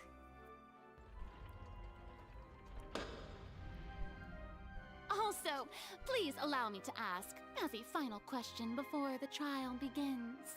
Okay. Just how much work did you do to force me onto this stage? Not a lot, surprisingly. Well, we did do a lot of prep after the meeting that day. I can go over the tasks assigned to the Spina di Rosula, since they were rather straightforward and easy. Navia, the president of the Spina di Rosula. President? I prefer the term boss for someone like her. Most of the people who participated in the disturbance this morning were my subordinates. So they were paid actors, I was right. They changed into plain clothes and came to the Opera House as regular audience members, waiting for the perfect opportunity to incite insurrection against you. The people's resentment against their Archon has been building as more and more of the prophecy is fulfilled. A spark was all we needed to turn smoldering anger into a flame. Okay. Moreover, according to our understanding and analysis of you, when something like that occurred, you would likely flee the scene and head to Poisson by yourself. So, we arranged for a second group to lie in wait there. More paid actors. So, you mean... the ones who scoured the settlement for me were also from the Spina? Yes. And their goal was to force you to step into the giant magic box so you may personally participate in the greatest magic performance in all of Fontanian history. Okay, so they're, like, reconnecting this back to Act 1, like, 4.0, I mean. That's right. Good. That house was a magic box, rather than someone's residence. As the super ultimate version of the setup that I used when I first performed at the Opera Epicles, Yeah, it's good that they're tying it back to the 4.0 Archon Quest. the volume of the box was increased by a whole order of magnitude, and the distance it traversed was the entire gap between Poisson and Araneas. Its cargo, of course, The Hydro Archon. was an Archon instead of a human. Well, the Hydro Archon plus Lumine plus a Paimon. We still don't know what the Paimon is. My thanks, Farina. Without your help, we could never have pulled off such an extraordinary performance. You're welcome? Sure. Of course, this performance was only made possible with Father's support. Ah. The House of the Hearth spent a massive amount of labor in Mora to pull this off. Okay, so Arlecchino is also in on this. We had to select a location, construct the giant magic box, dig a tunnel, and open up a path through the water. It was a lot of work for all of us. You mean for the rest of the Fatui, you're just standing there, supervising. So, in other words, the earthquake that we felt within the giant magic box was just a normal tremor from the transportation of the whole house? Yep, it was. Also, good luck, Red Air Force. Survive! Survive! That's right. It wasn't a sign of another disaster to come. Yeah, we lied. Then, I can guess Nervilette and Cloran's parts. Yeah, their parts are pretty self-explanatory. Oh, Charlotte, you're also here. You gathered a crowd, prepared a stage, and made sure that the champion duelist would be immediately ready for a fight. I'm guessing this isn't Cloran's like official weapon because it doesn't look that pretty. Usually 5-star weapons are a lot prettier. Also that as soon as I appeared on the stage, the trial may commence without a hitch. Am I right? Yep, they won't. Their job was to not leave you any room to escape, not without seeming like a cowardly god in front of your own people. Yes, that is correct. Yes. Well, Clorand, I must commend you for your courage. Only the most outstanding champion duelist in all of Fontaine would accept a duel with an Archon without flinching. Thank you. As for you, Traveler, I suppose your role was to keep me distracted with conversation once you found me in Poisson. I don't know, I think Lumine was also like honestly trying to give Farina an out. Like trying to get her to just admit what her plan is so that she wouldn't have to face trial in front of her people. But, well, too late for that. Oh! Red Air Force, you... well, good luck anyway. You never know, the reader may be having a bad day. I'm not saying I want someone to have a bad day, but if they are having a bad day, why not take advantage of it, you know? You'd make sure that I didn't notice anything amiss before revealing yourself as my prosecutor once we'd arrived onto the stage. Yeah, no, I think Lumina was purposefully trying to give you an out. Oh? It was to give you one last chance, okay? Okay, so it's not just the Traveler. All of the people involved in the plan wanted to give Farina a chance to not have to stand trial. Is that so? Then I suppose I must have missed my final chance. If she does have a split personality, I wonder if that personality will like make an appearance during the trial. It's fine. It matters not. What's done is done. Sorry, Farina. The stage is already set, so there's no reason to disappoint the audience. Let's see this trial through to the very end. Okay, let's see how you do this, Hoyoverse. Now we judge the god of justice. Seriously, just speak. Madam Prosecutor, please allow me to pass this along. This Okay. is a document that Miss Charlotte applied for and received permission to share with you during the trial. According to her, it should speed up the proceedings. So was Charlotte also part of the plan then? Huh? Charlotte wanted to give us something? Oh, so she's here too! Hey, Charlotte! Okay, so she's not part of the plan? Oh, Lepaimansi. Isn't this the exclusive interview that she did with us before? So she's already finished it, huh? How is this supposed to help with the trial? Wait, then that means this document is a perfect timeline of everything that's happened ever since we stepped foot in Fontaine! Oh, cool. So in other words, we can refer to this anthology of evidence every time we want to use something from our journey as evidence for an argument! Sure, why not? Yeah. Let's quickly confirm the information in it. Just think of it as a refresher, alright? Okay. You defeated the Hydro Archon in the very first duel you took part in at the Opera House. That's one for the history books, all right. Should we go through all of these? I didn't think that you'd wind up getting to the bottom of the case I'd been following all this time. I guess you could also see this as a happy coincidence. And then child got sent to prison. This is the first time Monsieur Nervillette had a difference of opinion with the Oratries. Even the Hydro Archon can't figure it out. Okay, and then we met Arlecchino. The Tui Harbinger. She's an extraordinary person. Her instinct must mean something.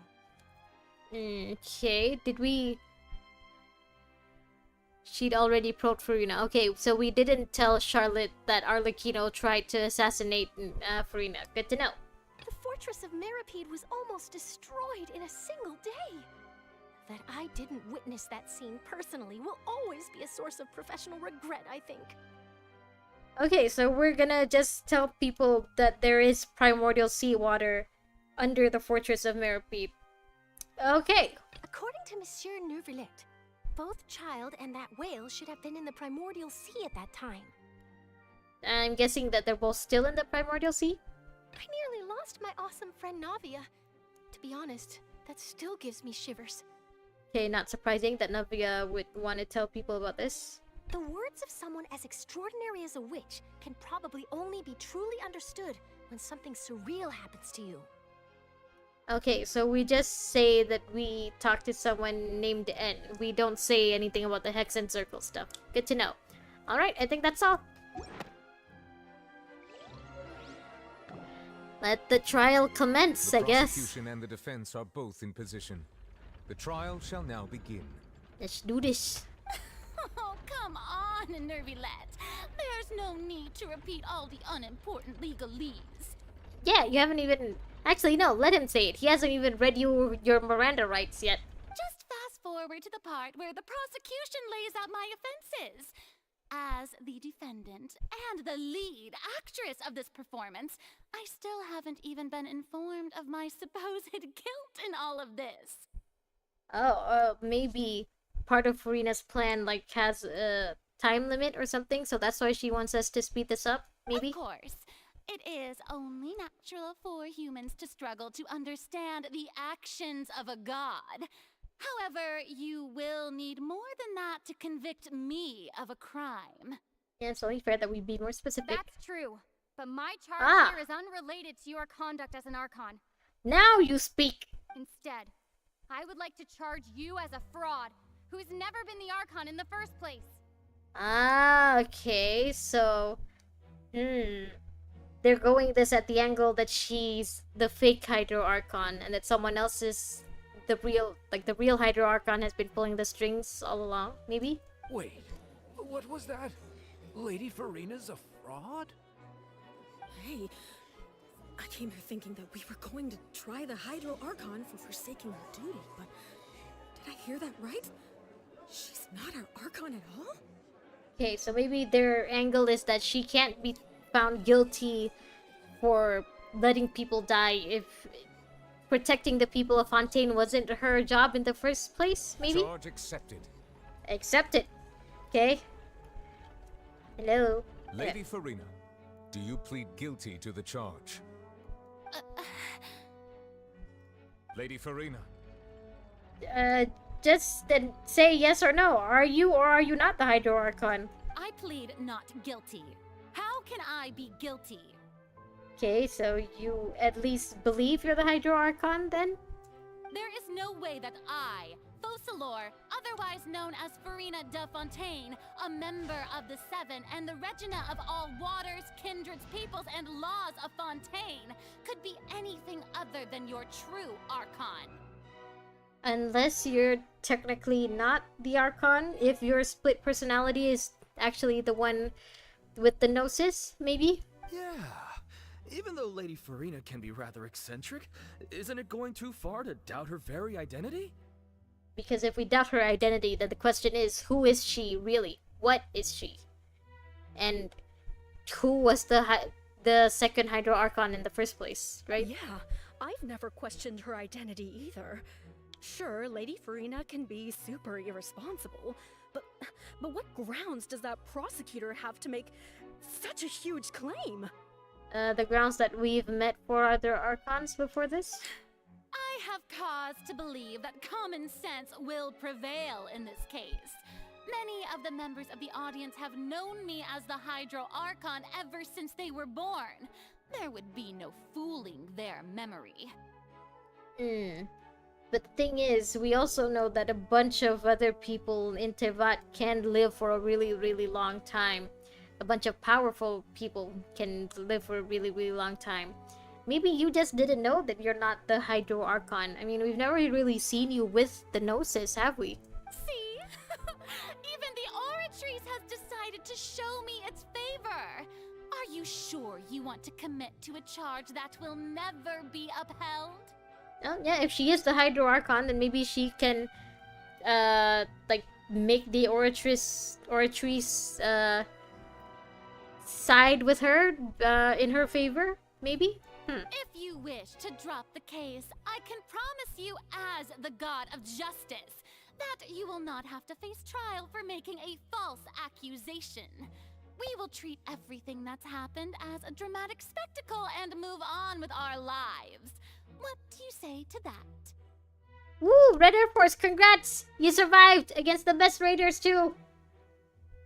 Oh, that's how you survived. But anyway, you survived! You won! Yay! An argument with near impossible odds, huh? We have to not only refute Farina's claims, but also overturn the long-held beliefs of the people.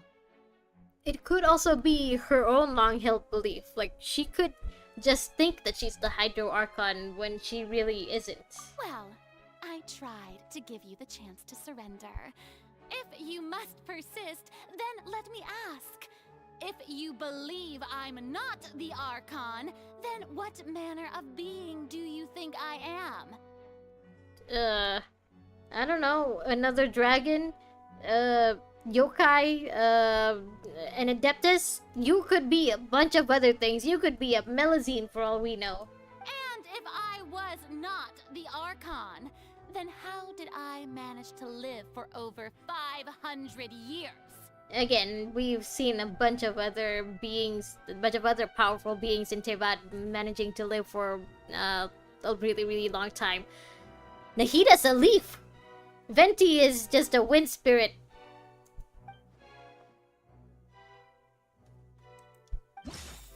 Okay, so if you're not the Hydro Archon, then what are you? Irrelevant. Oh. The dream.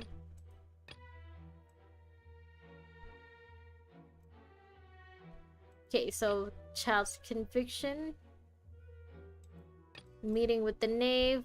T with N. Okay, I think it's child's conviction because even Farina was taken aback by what the Oratrice charged. That the Oratrice charged child is guilty, and maybe they're trying to say that if she really is the Hydro Archon, then she should have seen that coming. That doesn't sound right. Okay, maybe not. This clue can be used as compelling evidence to build our case. Alright then, not that. Oh, yeah, the knave was the one who brought up the possibility that she is a fake Archon. First of all, you may be a member of another long-lived race, which would allow you to naturally possess an extended lifespan. And second of all, even if that wasn't the case, there could be other ways to extend your life. Ah, so you think the curse is just an immortality curse? Who gave you that idea? Was it the knave? You'd sink so low as to use a harbinger's words against me. I mean, I, for one, don't like how they're, like, really against the Fatui, as in they immediately assume the worst. But also, us not really having evidence of you not being an Archon is not as valid as you not having any evidence that you are the Archon, if that makes sense. A curse? I once thought it possible that the aura of an Archon might naturally resemble a type of curse. The aura of an Archon.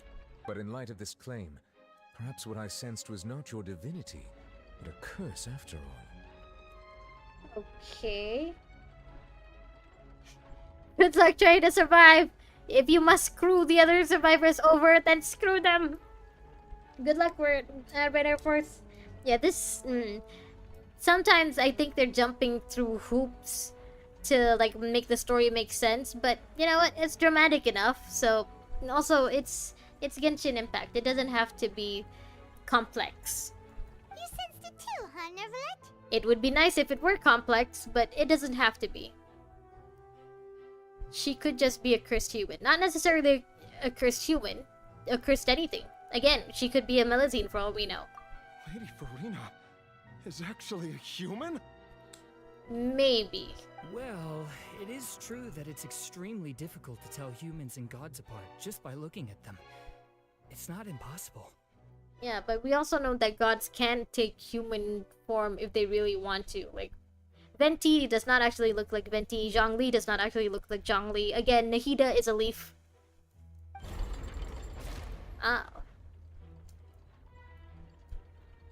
Well, don't start celebrating too early now. Even if I have been carrying a curse like you said, how does that prove that I am merely a human being? The curse won't prove that you're actually human. Maybe, again, you could be a Melusine, but it could prove that you're not an Archon, and that's the whole point of this. Besides, it's to prove that you're not an Archon. The main difference between a human and a god is the possession of authority. Gods can do what humans cannot. That's why they're worshipped as gods. I think the main difference would be that you need a gnosis to that you don't need a vision to control the elements. Because you have your gnosis. But you don't use your gnosis, you leave it in the oratories. So for centuries, manifestations of my authority have served the nation of Fontaine. Has it? Really? One need only to turn their eyes towards the Oratrice Mécanique d'Analyse Cardinal in this very opera house, or consider the endemnitium that is used in every aspect of life.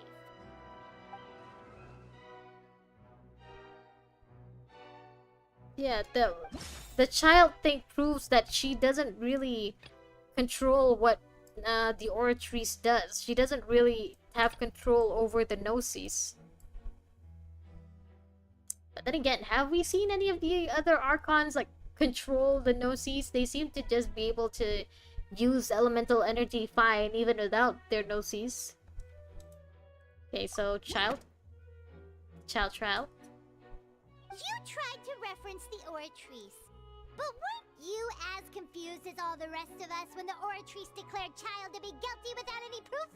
Otherwise, you should have come up with a good explanation for that by now. Speculation, I guess. I mean, we don't really have any solid evidence that Farina was confused as the rest of us when the Oratrice declared Child guilty. Didn't I make myself clear at the time? The decisions of the gods are naturally difficult for humans to comprehend. There is no need to provide an explanation. Actually, I haven't seen a lot of Red Air Force. I have not seen a lot of Farina art because like I've been trying to avoid spoilers and stuff, but also I'm not surprised that there is a lot of Farina art of her a little older. I am not surprised at all. Lady Farina, I believe a reminder of your current circumstances is in order. While the court is in session, the principles of justice and the law must come before all else. While you are an Archon, you are also first and foremost the defendant in this trial. I wonder if Nubilet were ever to be put on trial, like, who would be the judge then? Who would be the Eudex? You will prove yourself unable to defend against the prosecution's charges if you continue to withhold vital information against the rules of the court. Yeah, withholding evidence is against the law, right? I mean, also that, and you can't provide any new evidence because, like, evidence needs to be approved of first. I never thought you'd use that kind of rhetoric against me. I'm sure he didn't think he'd have to use this kind of rhetoric against you. You're supposed to be, you know, you're supposed to be an expert in Fontanian laws and stuff, right? That was no trick of rhetoric, Lady Farina. I've merely reiterated the rules of the court. Rules that all should respect and follow. Rules that you should know as the Hydro Archon, the Archon of Justice and stuff, right? Right? So, you neither knew why Child was declared guilty, nor did you understand the structure and operations of the Oratrice. I mean, if she doesn't understand the structure and operations, does that imply that Egeria was the one who created the Oratrice, not Farina, like we all thought? Instead of having been created by you, the manifestations of authority you mentioned have been made by the real Hydro Archon, haven't they? The previous Hydro Archon, you mean? Or are you implying that Egeria never stopped being the Hydro Archon and that she's still alive somehow, somewhere? The real Hydro Archon. Well, now you're really losing me. Actually, maybe Egeria is her split personality. And, like, that's why she has two different color palettes for Numa and Ucia. Like, we know that the Statue of the Seven in Fontaine does kind of look like Farina. And it's not the first time that Hoyoverse will make the previous god look like their successor. They've, like, done it with Raiden, they've done it with Nahida, they've done it with Venti, more or less. So, yeah, I wouldn't be surprised if they made Egeria, like, a copy of Farina's model, too. It is true that I did not know why the Oratrice gave out a guilty verdict that day. Okay, so if my theory is true, then the white Farina that we see now is Farina, and the black one could be Egeria, then? But the Oratrice handed out that verdict unilaterally, and it has been operating independently ever since it was first created. Okay, but the question is, did you create it, though? Or did the quote-unquote real Hydro Archon create the Oratrice? You can't argue that just because a divine creation is flawed, that the god behind it must also be no god at all. Yeah, but the thing is, divinity is not supposed to be flawed. So if it is flawed, is it really a divine creation? Was it really created by a god? She's still throwing out all kinds of excuses. Seems like she's confident that we won't be able to produce proof that she has no power over the Oratrice. Yeah, I mean, we can't prove that she has power over it just as much as she can't prove that she does have power over it, so, let's try something else. My power as an Archon. There are many ordinary citizens in the audience. How can I just carelessly demonstrate the formidable power of an Archon? I mean, you have to, and if you, if you demonstrate a power that any person with a hydrovision can use, then that could just prove that you are just a human with a vision, probably. If that poses a concern, I'm prepared to extend my protection to the audience. Yeah, you can do that. Red Air Force, good luck next time. Next round, then.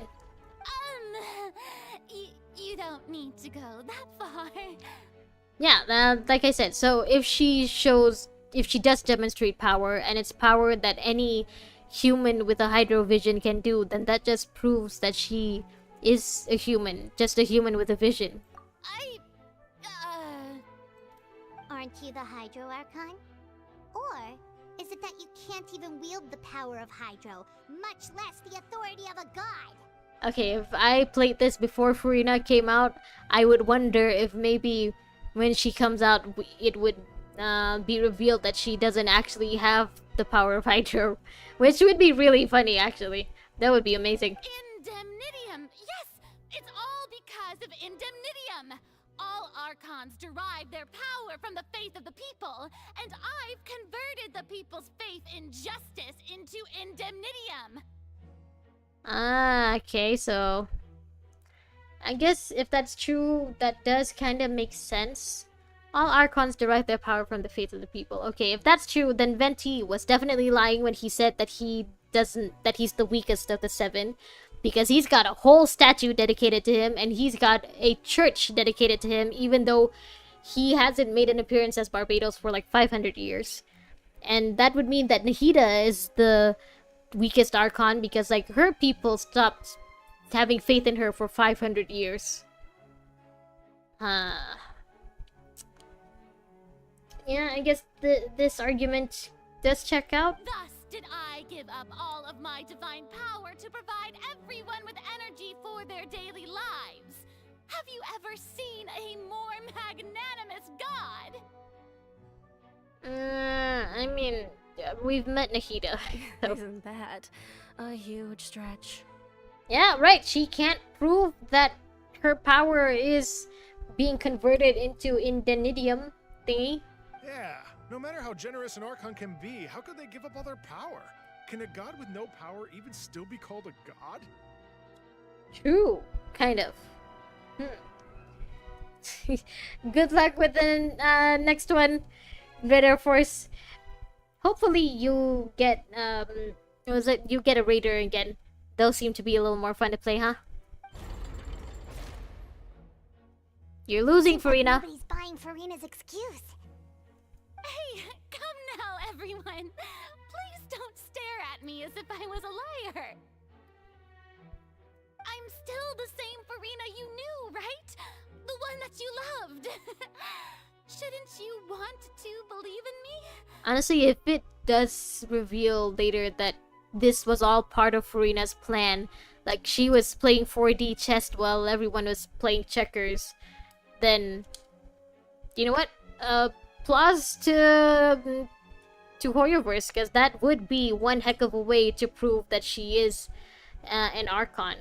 Because like so far they've had to go through lengths to prove that all of the Archon characters are really, really impressive beings in the world of Tibat. So having the God of Justice trick basically all of her people would be an impressive way to do it. Please?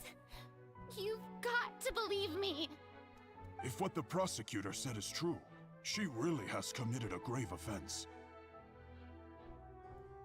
Ooh, good. You got revived. Go, go, go, go, go. Go, Red Air Force. Did she deceive all of us? And all of our parents and grandparents too? And then all of our ancestors? Ever since they were born? If she did, mad props to her, honestly. Enough. That's enough. Tell me then, if I'm not the real Hydro Archon, then who is? And if the Archons really do derive power from the faith of their people, then that means she has to be losing a lot of power right now, since everyone is starting to turn against her. If you have no evidence of another Hydro Archon's existence, nor can you find anyone who can back up their claim to be such, then what grounds have you to say that I'm not actually the real deal? No, actually, you don't... There doesn't need to be another Hydro Archon, right? Because the other Archons have been living just fine without their Gnosis. But also, you know, as not as Archons anymore. Like, Zhongli, basically all of his people have lost faith in him because they all think he's dead. So technically, there's no Geo Archon anymore. So the same argument could be made for the Hydro Archon. People just believe that Egeria is dead, so there is no other Hydro Archon after her, maybe. Wow, she came up with yet another argument. How can we refute her now? Seems like she really doesn't want to give up. Well, props to that survivor then. Sorry, to that raider then, Red Air Force. Good luck next time. Better luck next time. You can do it. End the breakers with a win, Red Air Force. You can do this.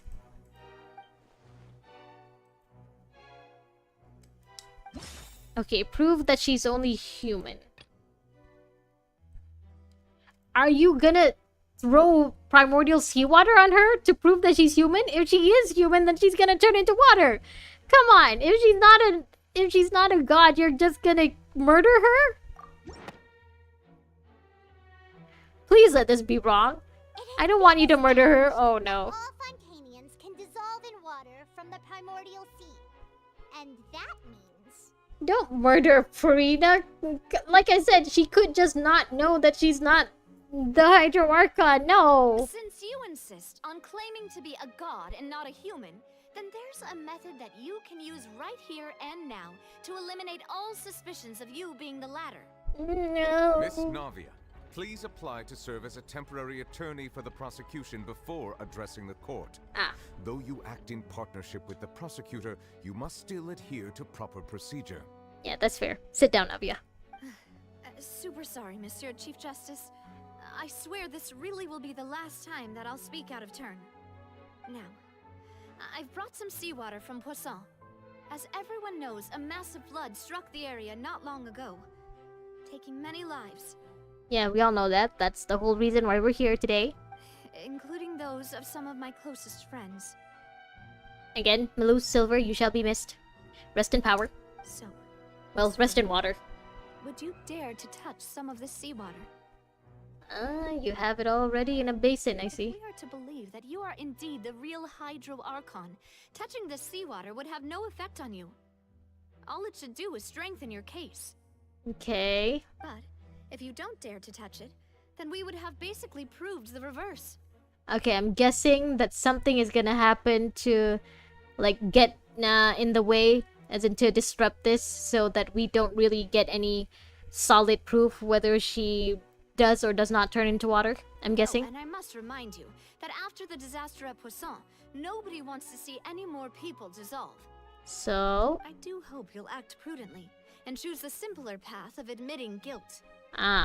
So either she dies or she proves us wrong. I see. Navia from the Spina di Rasula.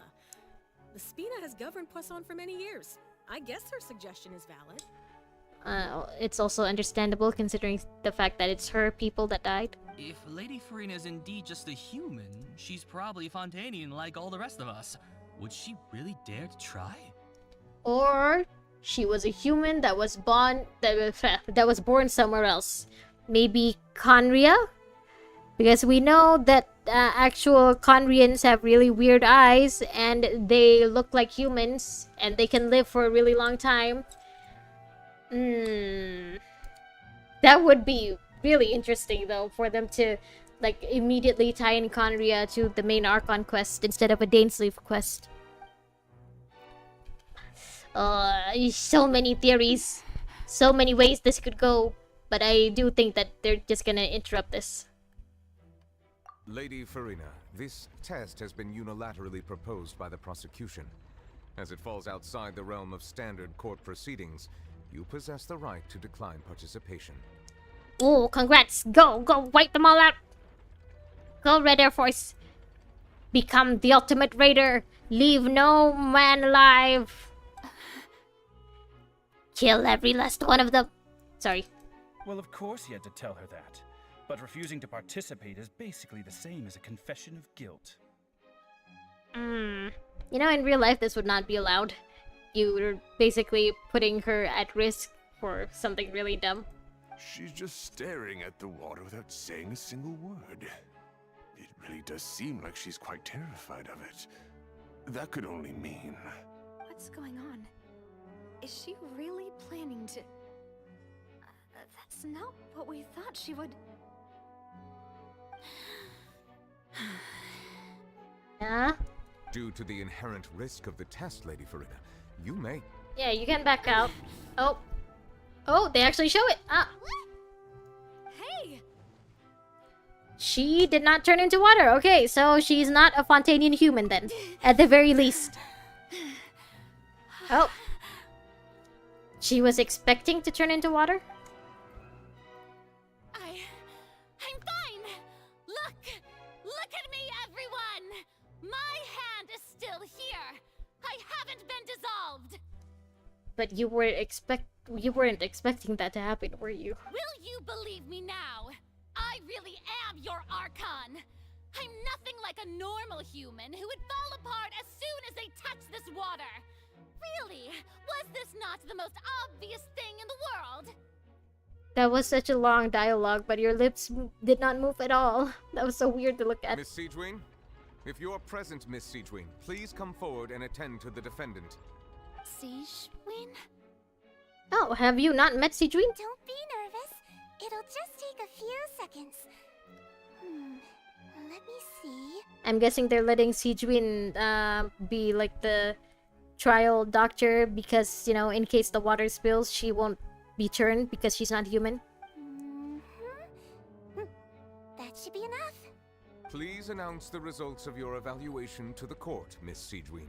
Evaluation on what? That she's still solid? As everyone doubtlessly saw, Miss Farina was displaying symptoms of hyperventilation and flushed skin. These indicate that she was experiencing the adverse effects of exposure to primordial seawater. The extent to which she was affected is the same as other humans when exposed to primordial seawater of a similar concentration. Oh, so this isn't pure primordial seawater. It's the drug one. I mean, the one with very, very little primordial seawater in it.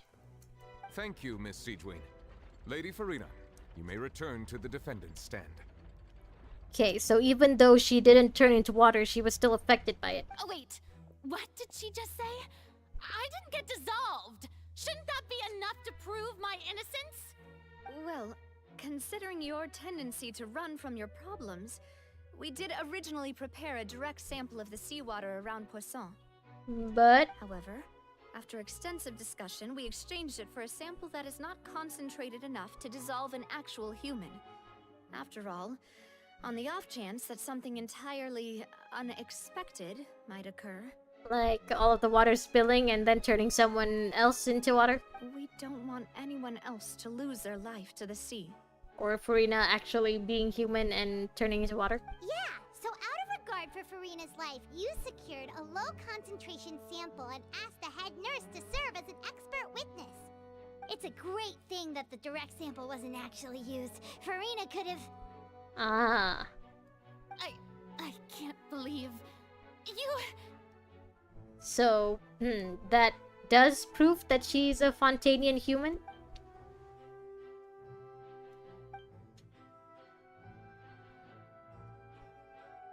So... Okay, so either keeping up the facade was more important than staying alive, or she genuinely is not sure whether she is the Hydro Archon or not, or she genuinely believes that she is the Hydro Archon. Listen to me, everyone! Please don't give me such cold and disdainful looks! What happened just now didn't prove a single thing! Think about it! How can you conclusively prove that an Archon can't also be affected by the primordial seawater? True, I guess? Maybe? Also, if I was really just a human, why would I dare to just put my hand in that kind of water? Again, it might just be that you believe that you're the Hydro Archon when you really aren't.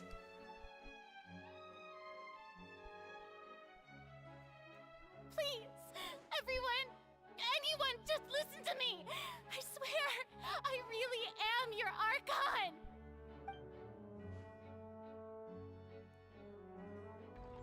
Now this just feels like we're bullying her.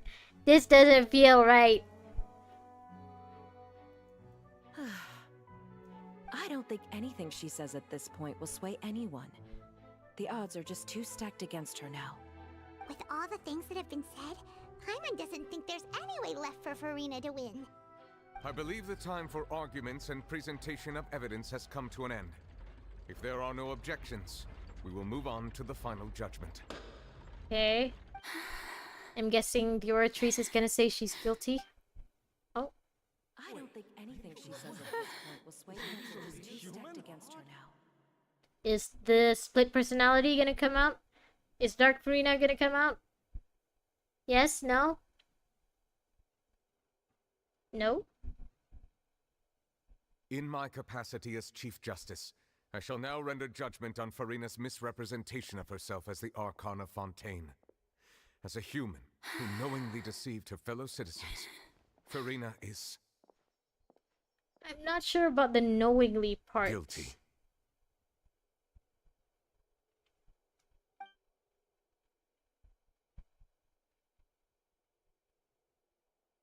And there it is, the prophecy. Her crying on her throne thingy. Well, that's her We shall throne, now is it? turn to the Oratrice Mécanique d'Analyse Cardinal to render the final verdict on the charges. I'm guessing guilty, huh? Or this could be like another child situation where Neuvillette and the Oratrice don't agree. According to the judgment of the Oratrice Mécanique d'Analyse Cardinal, Farina is... Huh? Well, what's wrong? What's the Oratrice's verdict? Did it declare Farina innocent? No. Oh. The Oratrice also displays a guilty verdict. Okay, then. Isn't that correct then? However, the exact wording of the verdict is thus. The Hydro Archon, guilty, Okay, so the Oratrice still sees her as the Hydro Archon. to be punished via the death sentence. And it wants its Archon dead. Okay, good to know. Good to know it's not on our side. The death sentence? The Oratrice really said off with her head. That's actually one of the available sentences? I've always thought that it was just a myth. The Oratrice is done listening to Farina. The one and only time the death sentence has been handed out at the court, and it's been given to the very person we've worshipped as the god of justice? What an unexpected twist. Farina's been sentenced to death by the Oratrice? We just wanted to use the trial to show her the seriousness of things so she'd tell us the truth.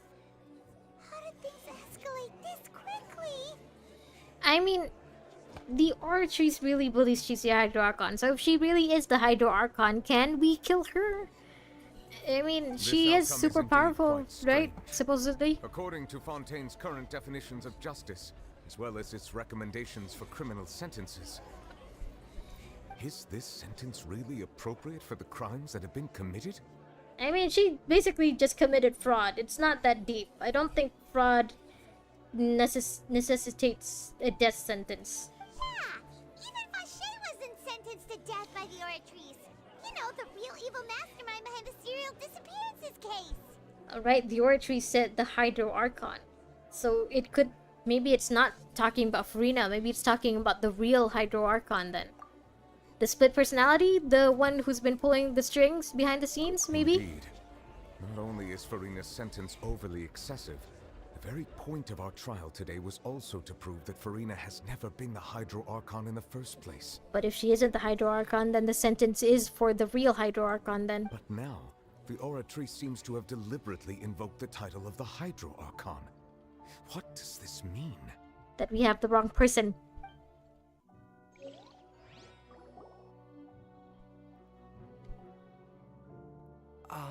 Excuse me, if I may interrupt.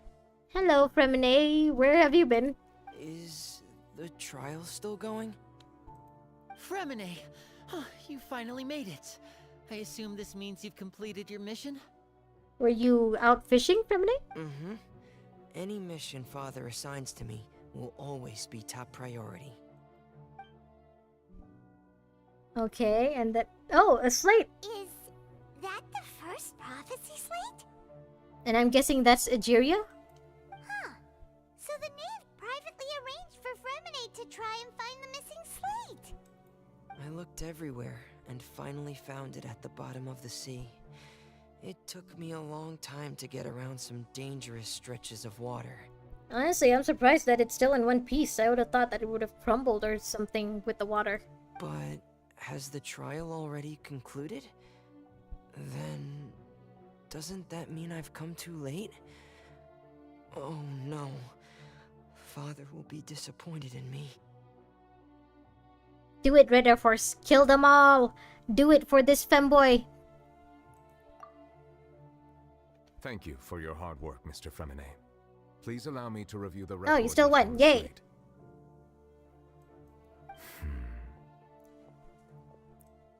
Traveler, I believe that you have already seen the other existing slates. I would like you to come here and confirm their contents. Yeah, I saw them, but that doesn't mean I memorize what they look like. What do you think? I have photographic memory or something? Photographic? I cannot talk anymore. Yeah, I'm coming, hold on. Huh? So what do you see? What is it? It looks like... Wait, turning Oceanids into I humans? believe I've now made sense of the Hydro Archon's crime. It has to do with Fontaine's lost history. Is that what it is? I thought those were burbs.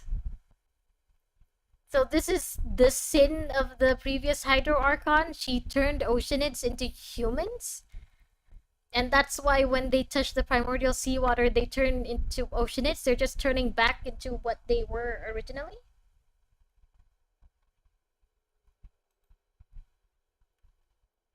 I mean, we could still, you know, Better Force, we could still find older Farina. Maybe she is the real Hydro Archon all along. Like the older version, the alternate version. Huh?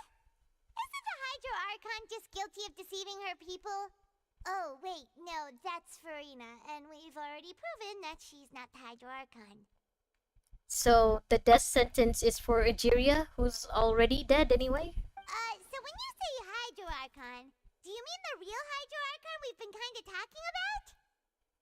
As in Egeria, right? Or do they mean the other Farina, the split personality Farina, the dark Farina? Is it her? In truth, everything that you've encountered in Fontaine up until this point can be traced back to the contents of these stone slates. Okay. However, I'm uncertain as to how much sense they currently make to you. Honestly, not that much. Okay, let's try to recall the contents of the other 3 stone slates. Paimon will do her best to help you remember. Okay.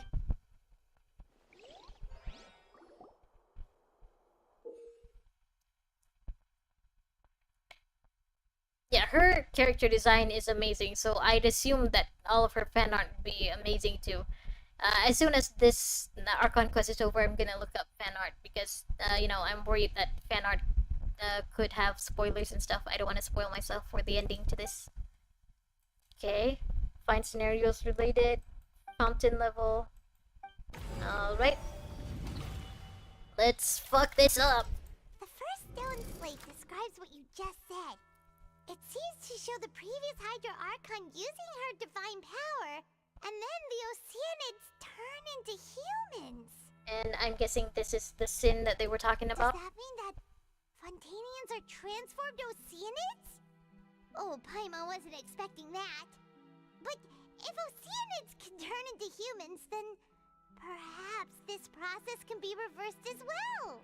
Hence the primordial sea. The second stone slate shows Celestia floating in the sky, and the Hydro Archon and her people worshipping it together. But the heavens still brought judgment down upon them. I think this is the first time they've acknowledged that the island in the sky is Celestia. I mean, they've said Celestia separately before, but before this, anytime they mention the island in the sky, it's just the island in the sky. And the first person to say that that thing is Celestia is Paimon. How interesting. This must be the point when the Hydro Archon and the Fontainians were branded with their original sin. Does this mean that the original sin and the Hydro Archon sin are the same thing?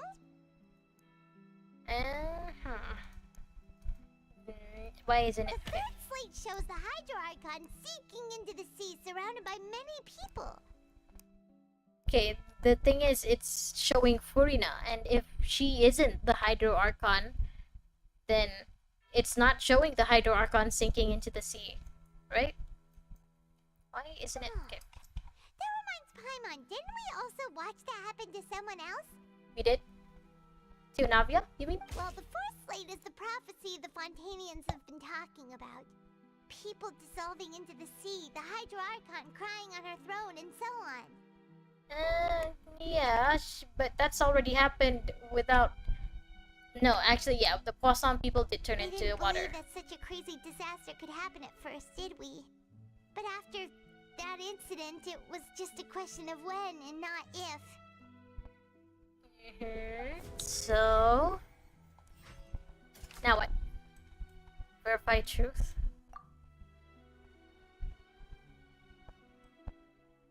Okay, dissolved. Only the dead members of Spina di Rosula prevented.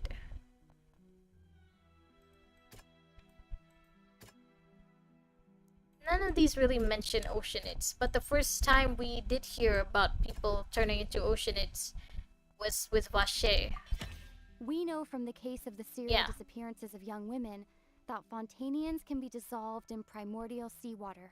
And the first stone slate tells us that long ago the Hydro Archon used her power to turn oceanids into humans. This might be the reason that Fontanians can dissolve. Okay, while I appreciate that they're tying this back to the previous Archon Quest, I don't really like the way they're doing this. Like, it just feels really handholdy now. I know they're trying to make it feel a little bit like a puzzle and also not seem like just characters talking to each other and just more dialogue. But still, this doesn't really feel that that natural. It doesn't flow naturally with the rest of the story. Okay, so the prophecy. Celestia in the sky, the Hydro Archon and her people being judged. Ortiz judged him as guilty. I think it's this. The Hydro Archon is to be punished. Perhaps what is about to take place has all happened before. The true sin of the Hydro Archon that Nervilette mentioned, and the original sin cast down on the people of Fontaine by Celestia as recorded on the stone slates. Okay, so if that's the case, then that means that it's already been done. The Hydro Archon has already been sentenced to death, and the Oratrice is just telling you guys that there's no need to judge Farina because the real Hydro Archon is already dead. The Hydro Archon sinking into the sea surrounded by people. This happened to Navia too? It's not as simple as falling into the sea. When Navia fell into the sea, her consciousness was subjected to judgment. The stone slates show the people gathered around the Hydro Archon in the sea. Could that be alluding to the same thing? Maybe. And all of those oceanids surrounding her could just be her people trying to save her? Maybe? Kind of?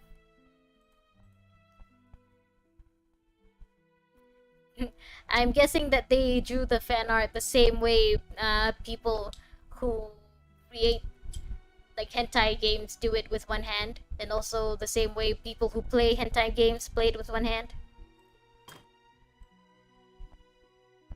Okay, identical to what's happening now. I'm guessing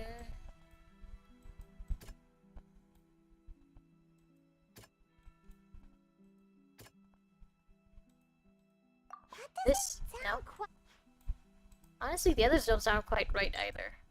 Oh. The prophecy from the stone slates found its way into society, but not many people believed it at first. The fortress of Meropide was nearly flooded with primordial seawater, which we know can cause Fontanians to dissolve. It seems increasingly likely that the prophecy may come true. If we hadn't dealt with it in time, things could have gone very badly. I'm guessing people didn't believe it's true because sea, but won't cease to exist. Their essence will flow in the seawater, converge, and take the form of an oceanid.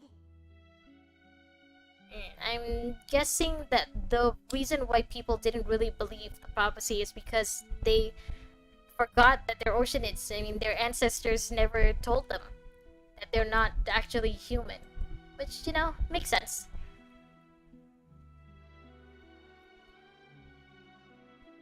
Yeah, you don't need hands to look at fan art. You just need your eyes and maybe some privacy. The Hydro Archon was sentenced to death in court, shocking everyone present. Perhaps this means that her sin was actually Fontaine's original sin. I think it just means that the Hydro Archon has already been sentenced. As in, there's no need to judge Furina anymore. We just, because like the real culprit has already been has already died. Navia fell into the water inside those ruins, and she nearly dissolved. She was surrounded by the people of Poisson in a court within her consciousness, and was forced to take part in a trial meant to make her stay. My back hurts. I'm old. The eruption of the primordial sea at the fortress of Meripede was the surest sign that the prophecy was about to come to pass no matter what. The prophecy's contents can all be verified by recent events. If we combine what we know together, loads of truths should come to light. Such as?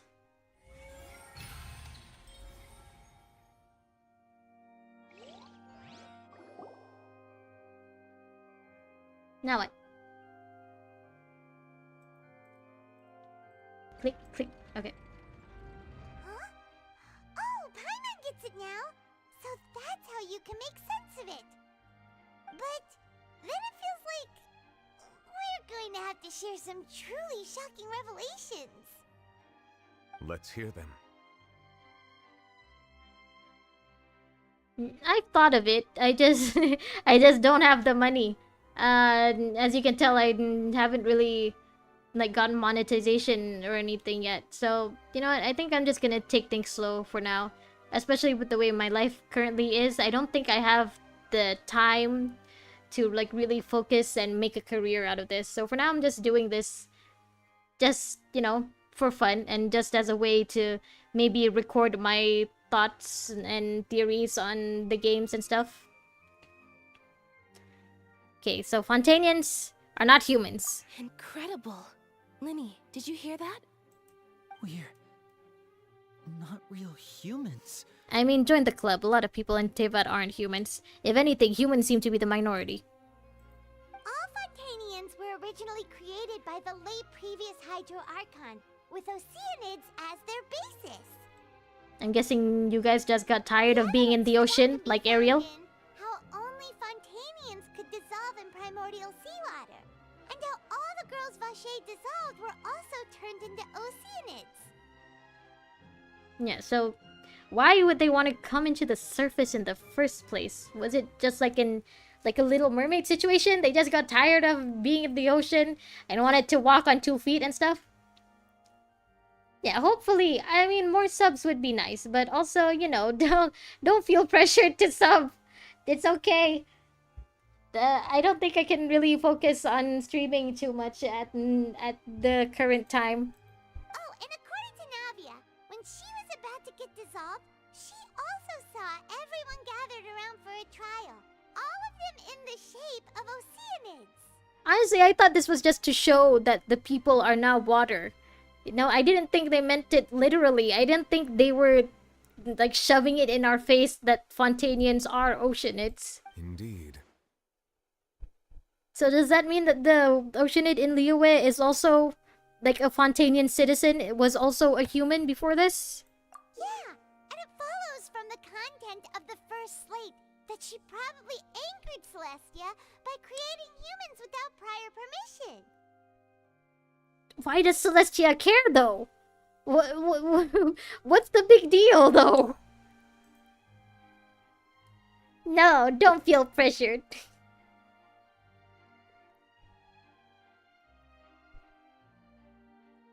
Yeah, I don't think we need too much if we want monetization, but also don't feel pressured. I feel bad for like making money out of this. That could also explain why the Oratrice judged the Hydro Archon to be guilty. It's to account for that ancient sin. Still though, why is it a sin? What's the big deal? The Hydro Archon's true sin was creating us? Is this supposed to be like a Conria thing where like the people were just living their lives and Celestia was like, not today? And yet, after many hundreds of years, the Hydro Archon's creations have turned around to try to judge the Archon within the Opera Epiclese. The twists of history are often the most unexpected of all. So, yeah, the slates are probably still not in the right order. Yeah, isn't the image here just like when Navia fell into the sea? I mean, you're welcome to my world in Genshin anytime if you want, honestly. I know Star Rail doesn't really have that option yet, but you know, if you just want to hang out in Genshin when I'm not streaming, that's fine too. Though, when I'm not streaming, I don't really play for 2 or 3 hours like this. So wouldn't it be trying to show the image of the Hydro Archon also falling into the sea once the prophecy has been fulfilled in the fourth slate? Good luck, Red Air Force! You will live! You will survive! In the end, the people will all be dissolved into the waters, and only the Hydro Archon will remain weeping on her throne. Only then will the sins of the people of Fontaine be washed away. Okay, so I get why... No, I don't get why they have to be turned back into Oceanids. Can't they just live their lives? I mean, they've been doing this for like 500 years or something. Let them live! Let them be human! Ah, you don't play Genshin? That's fine, we'll just wait for co-op to be available in Star Rail. I mean, I'm sure it's gonna happen sooner rather than later. Like, I know that they got a real boost in downloads and stuff since the whole Xianzhou thing. Yeah, the fan art would be a good enough reason for you to stay in the fandom. You've made some keen deductions. I must say, given how much you still don't know, it is impressive that you've already managed to connect so many pieces of the truth. Ah, okay, so me and one other person. Still, it's very impressive that even people who don't play the game, like, consume the game's content. That means that, you know, the story and stuff is good. It's just not a lot of long-term game. I don't know what how to say this. Like, it's just that the content isn't enough to get people to play it. It's just enough to make people curious, which is, you know, still impressive for a free-to-play gacha game. However, while you were able to decode all the information on the slates, they've also been etched with an additional layer of hidden information using a different power source. Okay. When we were at the ruins, I tried to decipher the hidden information recorded in the slates. But since we only had 3 slates at the time, I was unable to come to a full conclusion. So you can come to a conclusion now? Now that the slate collection is complete, I shall make another attempt to decipher the narrative recorded within. If everything goes well, we should finally be informed of the unadulterated truth. Okay, so what is the truth? Are you gonna find out that you're the actual Hydro Archon, Novelette? Well? Please say that you're the actual Hydro Archon. That would be so funny. I believe I should share this truth not only with you, but with all the people of Fontaine as well. I will try to briefly summarize it for you. Okay. Your hypotheses regarding the origin of Fontainians and the sin of the Hydro Archon were both correct. Okay. In the Fontaine of old, the previous Hydro Archon sensed the yearning of her Oceanid familiars for life on land. I can see why they wanted to go on land. It seems like there's absolutely nothing in the ocean.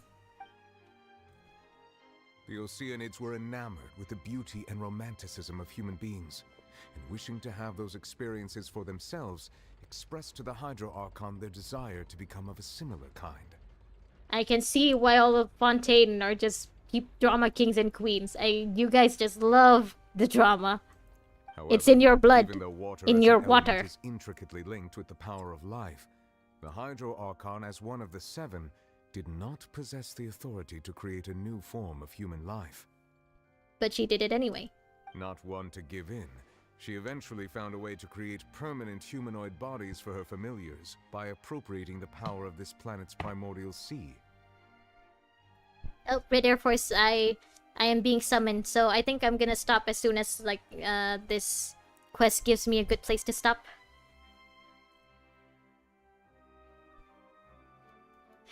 Someone revive you, please! You must survive! Don't let the raiders win. Okay, good. Good, continue. Keep surviving. Keep fighting. She poured primordial seawater into the Oceanid's blood vessels, creating humanoid mimics in the process. Oh. But if Fontanians were to ever come into direct contact with water from the primordial sea, the power within their bodies would escape these artificial restraints and return to the sea. As a result, their forms would collapse, and they would be reverted to their original forms as Oceanids. Yeah, good night. I hope you get to play even more rounds of the Breakers while I'm gone later. Of course, the Hydro Archon never received permission from the heavenly principles to create a new human race. Why, though? Why would she need permission if she's supposedly a god? And thus, the Hydro Archon and all of her creations came to shoulder the original sin of appropriating the power of the primordial sea. Okay.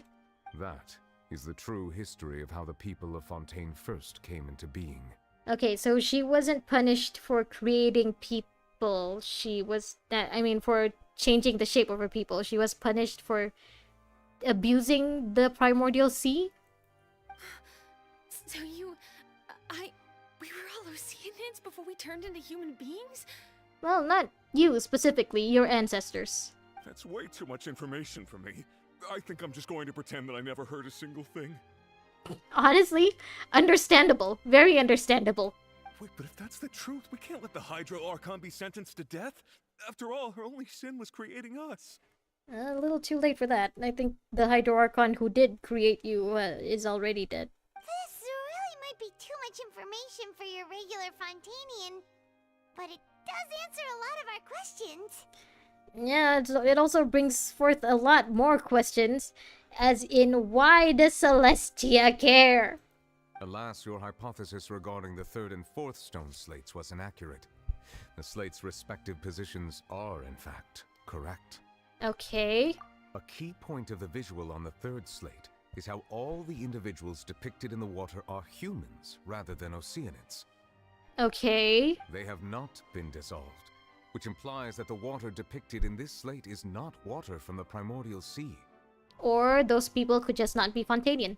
The nation of Fontaine is the nation of Hydro, as well as the nation of Trials and Justice.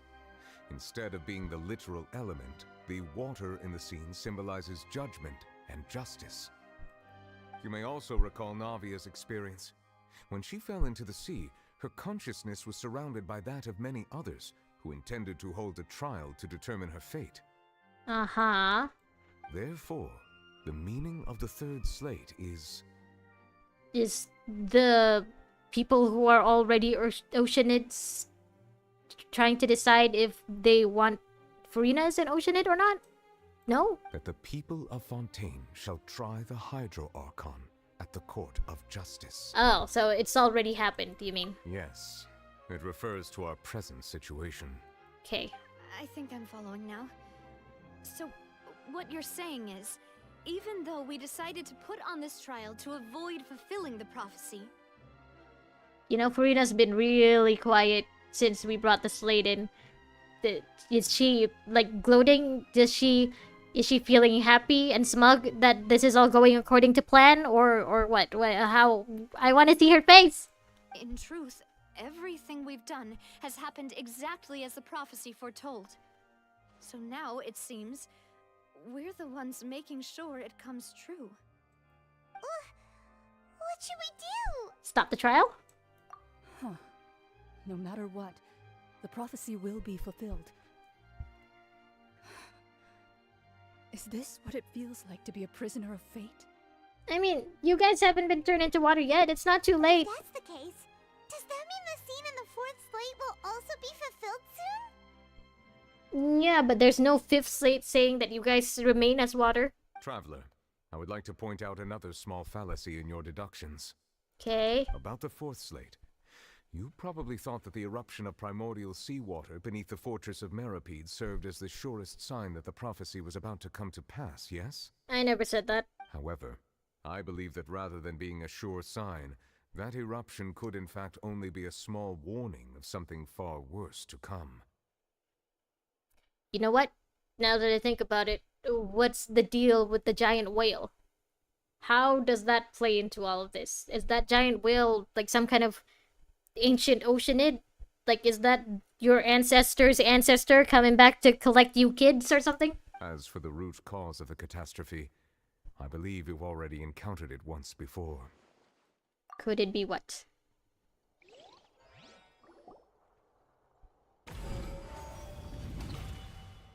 The ultimate proof. This eruption was just a small warning of the things to come. We must find the root cause of the disaster. Well, I hope you hurry it up, cause like I gotta go very soon. I has been summoned. Okay, that verifies the intrusion of the primordial sea. Hey, congrats! A rare win against the raider. Good job.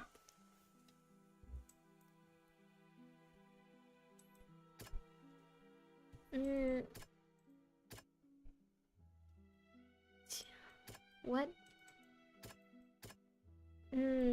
Is this about the whale? It was both dream and reality. Congrats, Red Air Force, you did it! True culprit, that could only be that thing inside the primordial sea, right?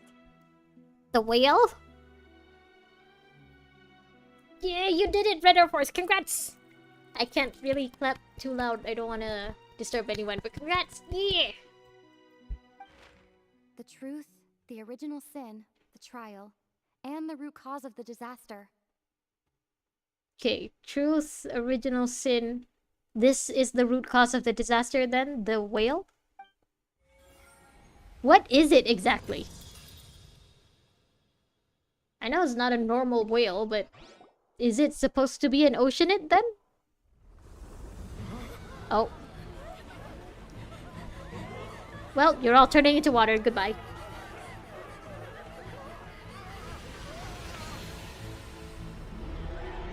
Oh, where did you come from?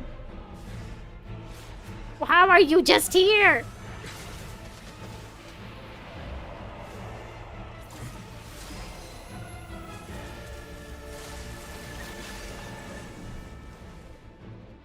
Okay, the whale is very pretty though.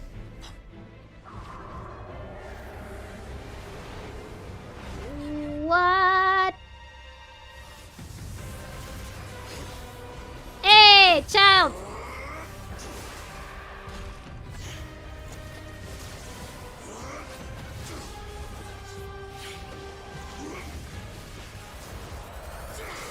Tartag there, you're back!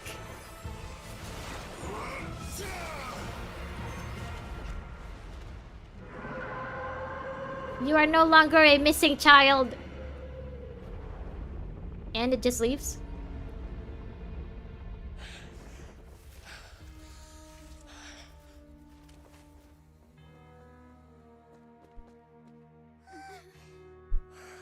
Hey, how you been? Ah! Wait! No! We just found you! And you're gone already? Well, bye, I guess. That was way too close! How did that thing just burst into the opera house? Wait, was that the huge whale you saw in your dream? Oh, Red Air Force, okay, bye. Also, I'm sorry that the Breakers round didn't go as planned. Okay, bye. Okay. It's also the one that Child saw when he was young. Oh, so the dream we saw was when Child was younger? I didn't notice. I thought that was just normal Child. So we've met it at last. I understand very well why it has chosen to make an appearance here. Why? That whale does not belong to Tevat. Oh. It is a monster that has traversed the stars, weeping all the while. By the way, where's Furina? It has been greedily consuming the energy from the planet's primordial sea, Oh? using it to grow. That is the main cause for the rising sea levels. So, then why did it suddenly pop up here then? And once it has finished consuming all of the energy contained within the sea, its next step will be... Flooding Fontaine? You said that when the Hydro Archon first created Fontanians out of Oceanids, she filled their blood vessels with primordial seawater. Ah, so if it runs out of primordial seawater, it will start going after Fontanians who have primordial seawater in their blood. Gotcha. Precisely. That whale finds the blood of Fontanians nigh impossible to resist. Ugh. Therefore, when it left the Primordial Sea, it decided to make its next stop a packed opera house full of food. Food in the form of Fontanians. Ugh. Okay, now I also understand why it would, like, make the seal in the Fortress of Meripede burst and stuff, because the fortress also has a lot of Fontanians in one place. We just barely managed to push it back, right? In that case, won't it come back to target the people again once it's managed to recover its strength? That is correct. Indeed, it is more accurate to say that we should thank that Harbinger for buying us some time. Without him, the whale would have likely come onto land far sooner. Is that what he's been doing this whole time? Just fighting the whale? Seriously? From the way he looked, he must have been fighting the creature for quite a long time. I mean, thank you, child, but also, like, he's just been fighting a whale? That battle maniac. We've always known that he had a special connection with that whale, but we definitely didn't expect it to help us out like this. How did he even know to attack that whale? Because I don't think the whale would have attacked him. He's Sneznayan. So, like, how did he know that the whale was bad news? Anyway, now that we know that this whale is the actual cause of the disaster recorded in the prophecy, all we need to do to stop the prophecy would be to find a way to beat it up, right? It is too late. Yeah, unless Furina actually knew about all of this, and her plan to beat up the whale is to have all of the people turn into water and then somehow beat it from the inside? Maybe? It had already absorbed too much of the Primordial Sea's energy before we could notice it. At this point, it has become practically integrated with the sea itself. Okay, that's bad. Even if the entirety of Tevat were to be destroyed, it could still survive and swim off towards some other world. That's not something I will accept. We've already done everything we can, and we even found the true culprit. I wonder if that whale counts as a descender. Because there's supposed to be 4 descenders, right? And at least the ones that the Fatui know of. So, the twins are the 4th descender. We still don't know who the first 3 are, I think. Maybe the first one is like the person, like I forgot what he's called, but like the very, very first god who beat all of the 7 dragons of Tevat. Could this whale be number 2 or number 3 then? We've come so far. You can't just tell me that the last hurdle is some impossible foe. That's just not fair. It really isn't. Indeed. That's not how a grand performance should end. Well, not the point, but yes. I'll fight it to the end. No matter what. Maybe you should call Risley here. Because, like, we know that Cryo works on the Primordial Sea. So the prophecy will be fulfilled no matter what, huh? Maybe this was all part of Furina's plan. But also, where is Furina? The prophecy. Yes, what has been prophesied. Okay, we've already heard you say this. Okay, we couldn't fight. Yeah, why don't you ask Furina about this? Are usually only the future, as ultimately. Okay.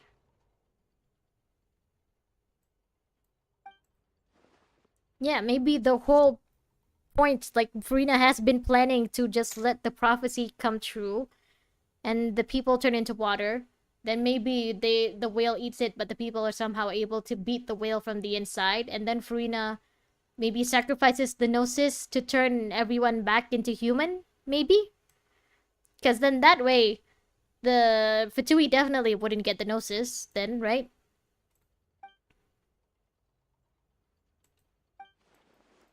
Where is she? Talk to Furina. Look for her.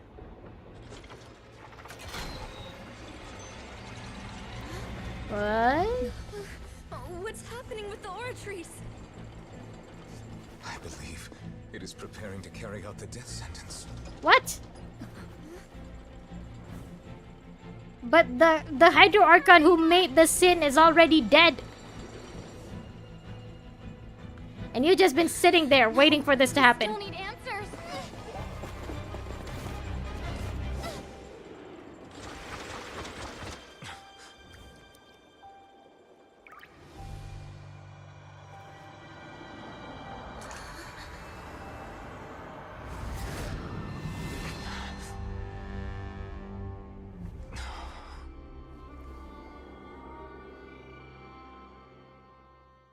Who the fuck? Is that Egeria? Or is that other Farina? I don't think I can stop this anytime soon. Even though I really need to go. Farina, you better hurry it up. Hello? Okay, so you're not Egeria?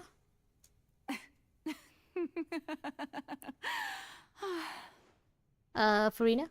Sorry. That shocked expression on your face is just too amusing. I couldn't help myself. Did they really get another VA to voice her? Or is this the same VA? Just with a wide range. Who are you? Are you Egeria? Ah, the sweet sound of bewilderment. Marvelous. A sure sign that my attempt to deceive everyone was a resounding success.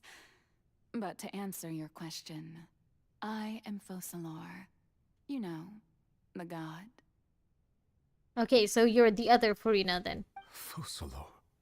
Focalor. Why did you deceive us? Okay, so this really all was just a trick. Oh, that wasn't my goal, of course. Goodness, no. This was all But just part of her I had plan. to fool everyone else too, if I was to stand any chance of deceiving the heavenly principles. Okay, so I believe that this really is the true Hydro Archon, the other Farina of Focalor, because her hair is glowing at the ends, just like the other Archons. Deceiving the heavenly principles. Congratulations, you've been winning at 4D chess while we've all been playing Othello. It's all because of that pernicious prophecy. Dreadful, wasn't it? Everyone doomed to dissolve.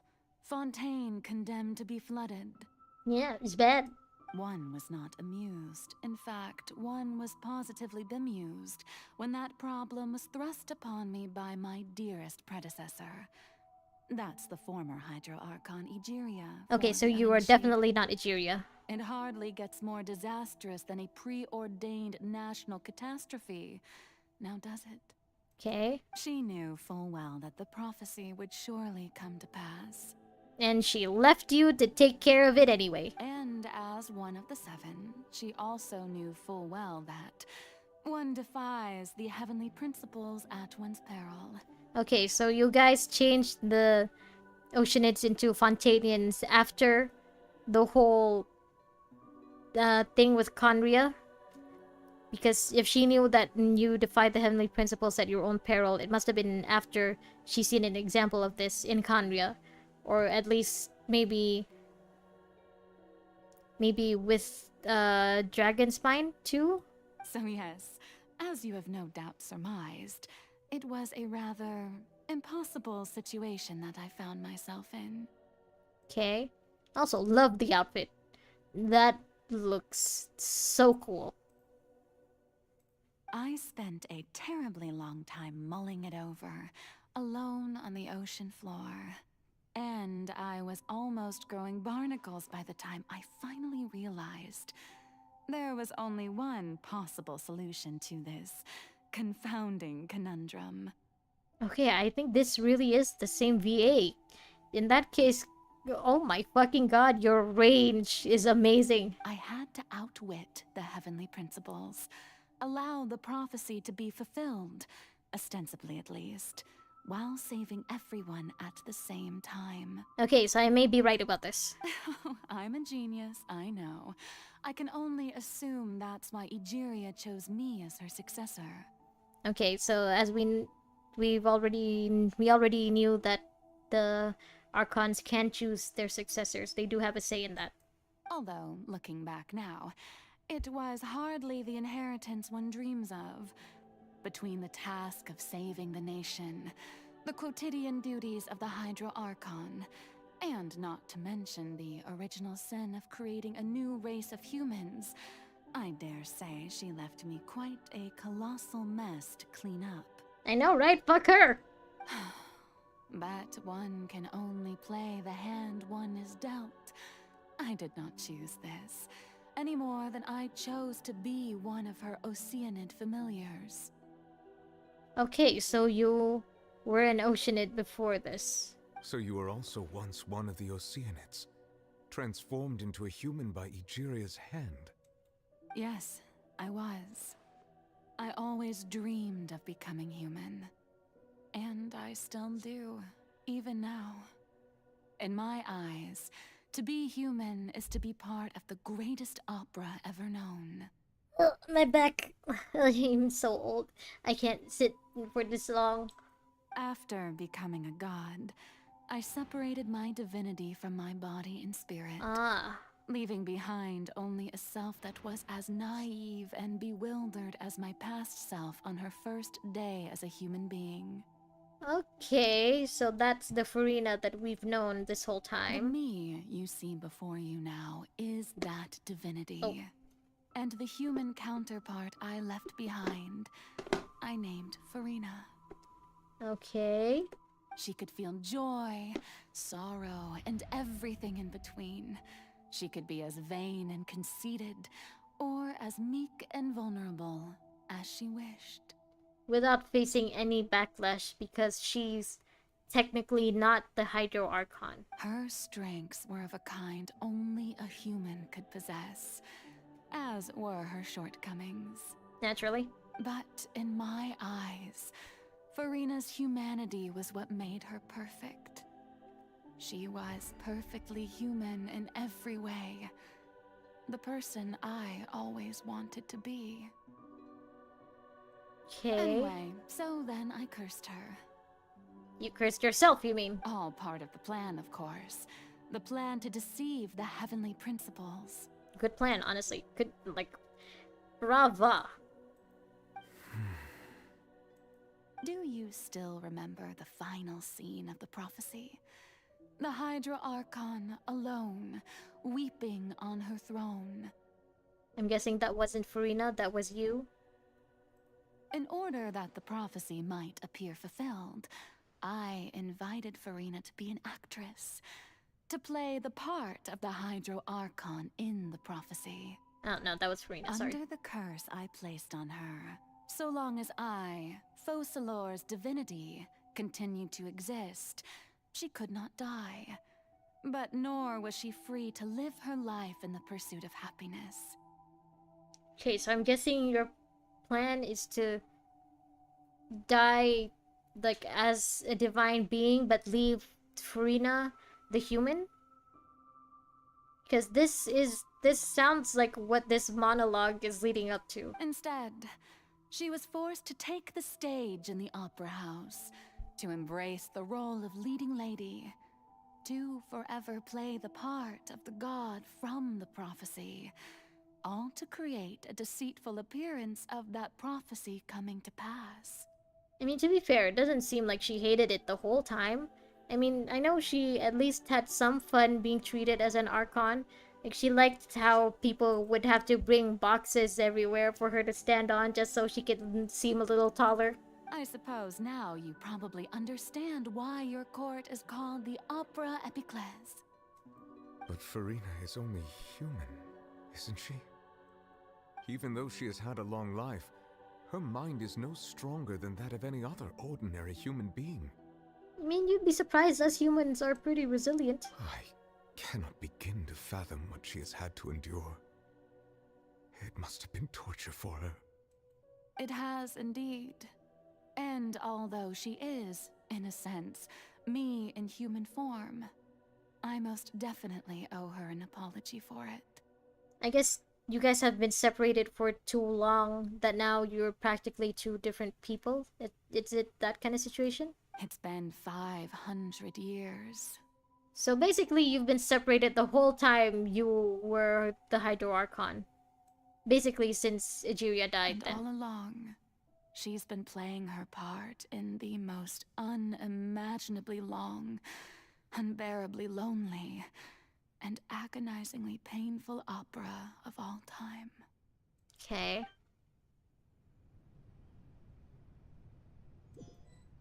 Are we going back to the Traveler? Can I leave now? Oh, no. I have to go. It's almost 12 where I am. I have to go. Okay, the tears touch... Okay. In Farina's world? Hey, Farina. Hello?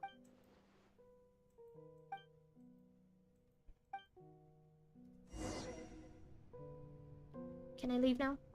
Okay, I think I can leave now. Okay, so sorry. I have to cut this short. I have to go very soon in like 10 minutes. Anyway, thank you so much for joining me today.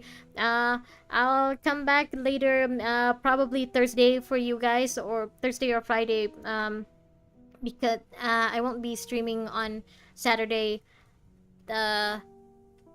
slash Sunday for you guys, because I have to go to my cousin's. Again, I forgot what it's called in I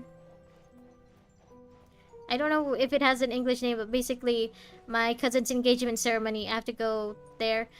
So I'm gonna stream.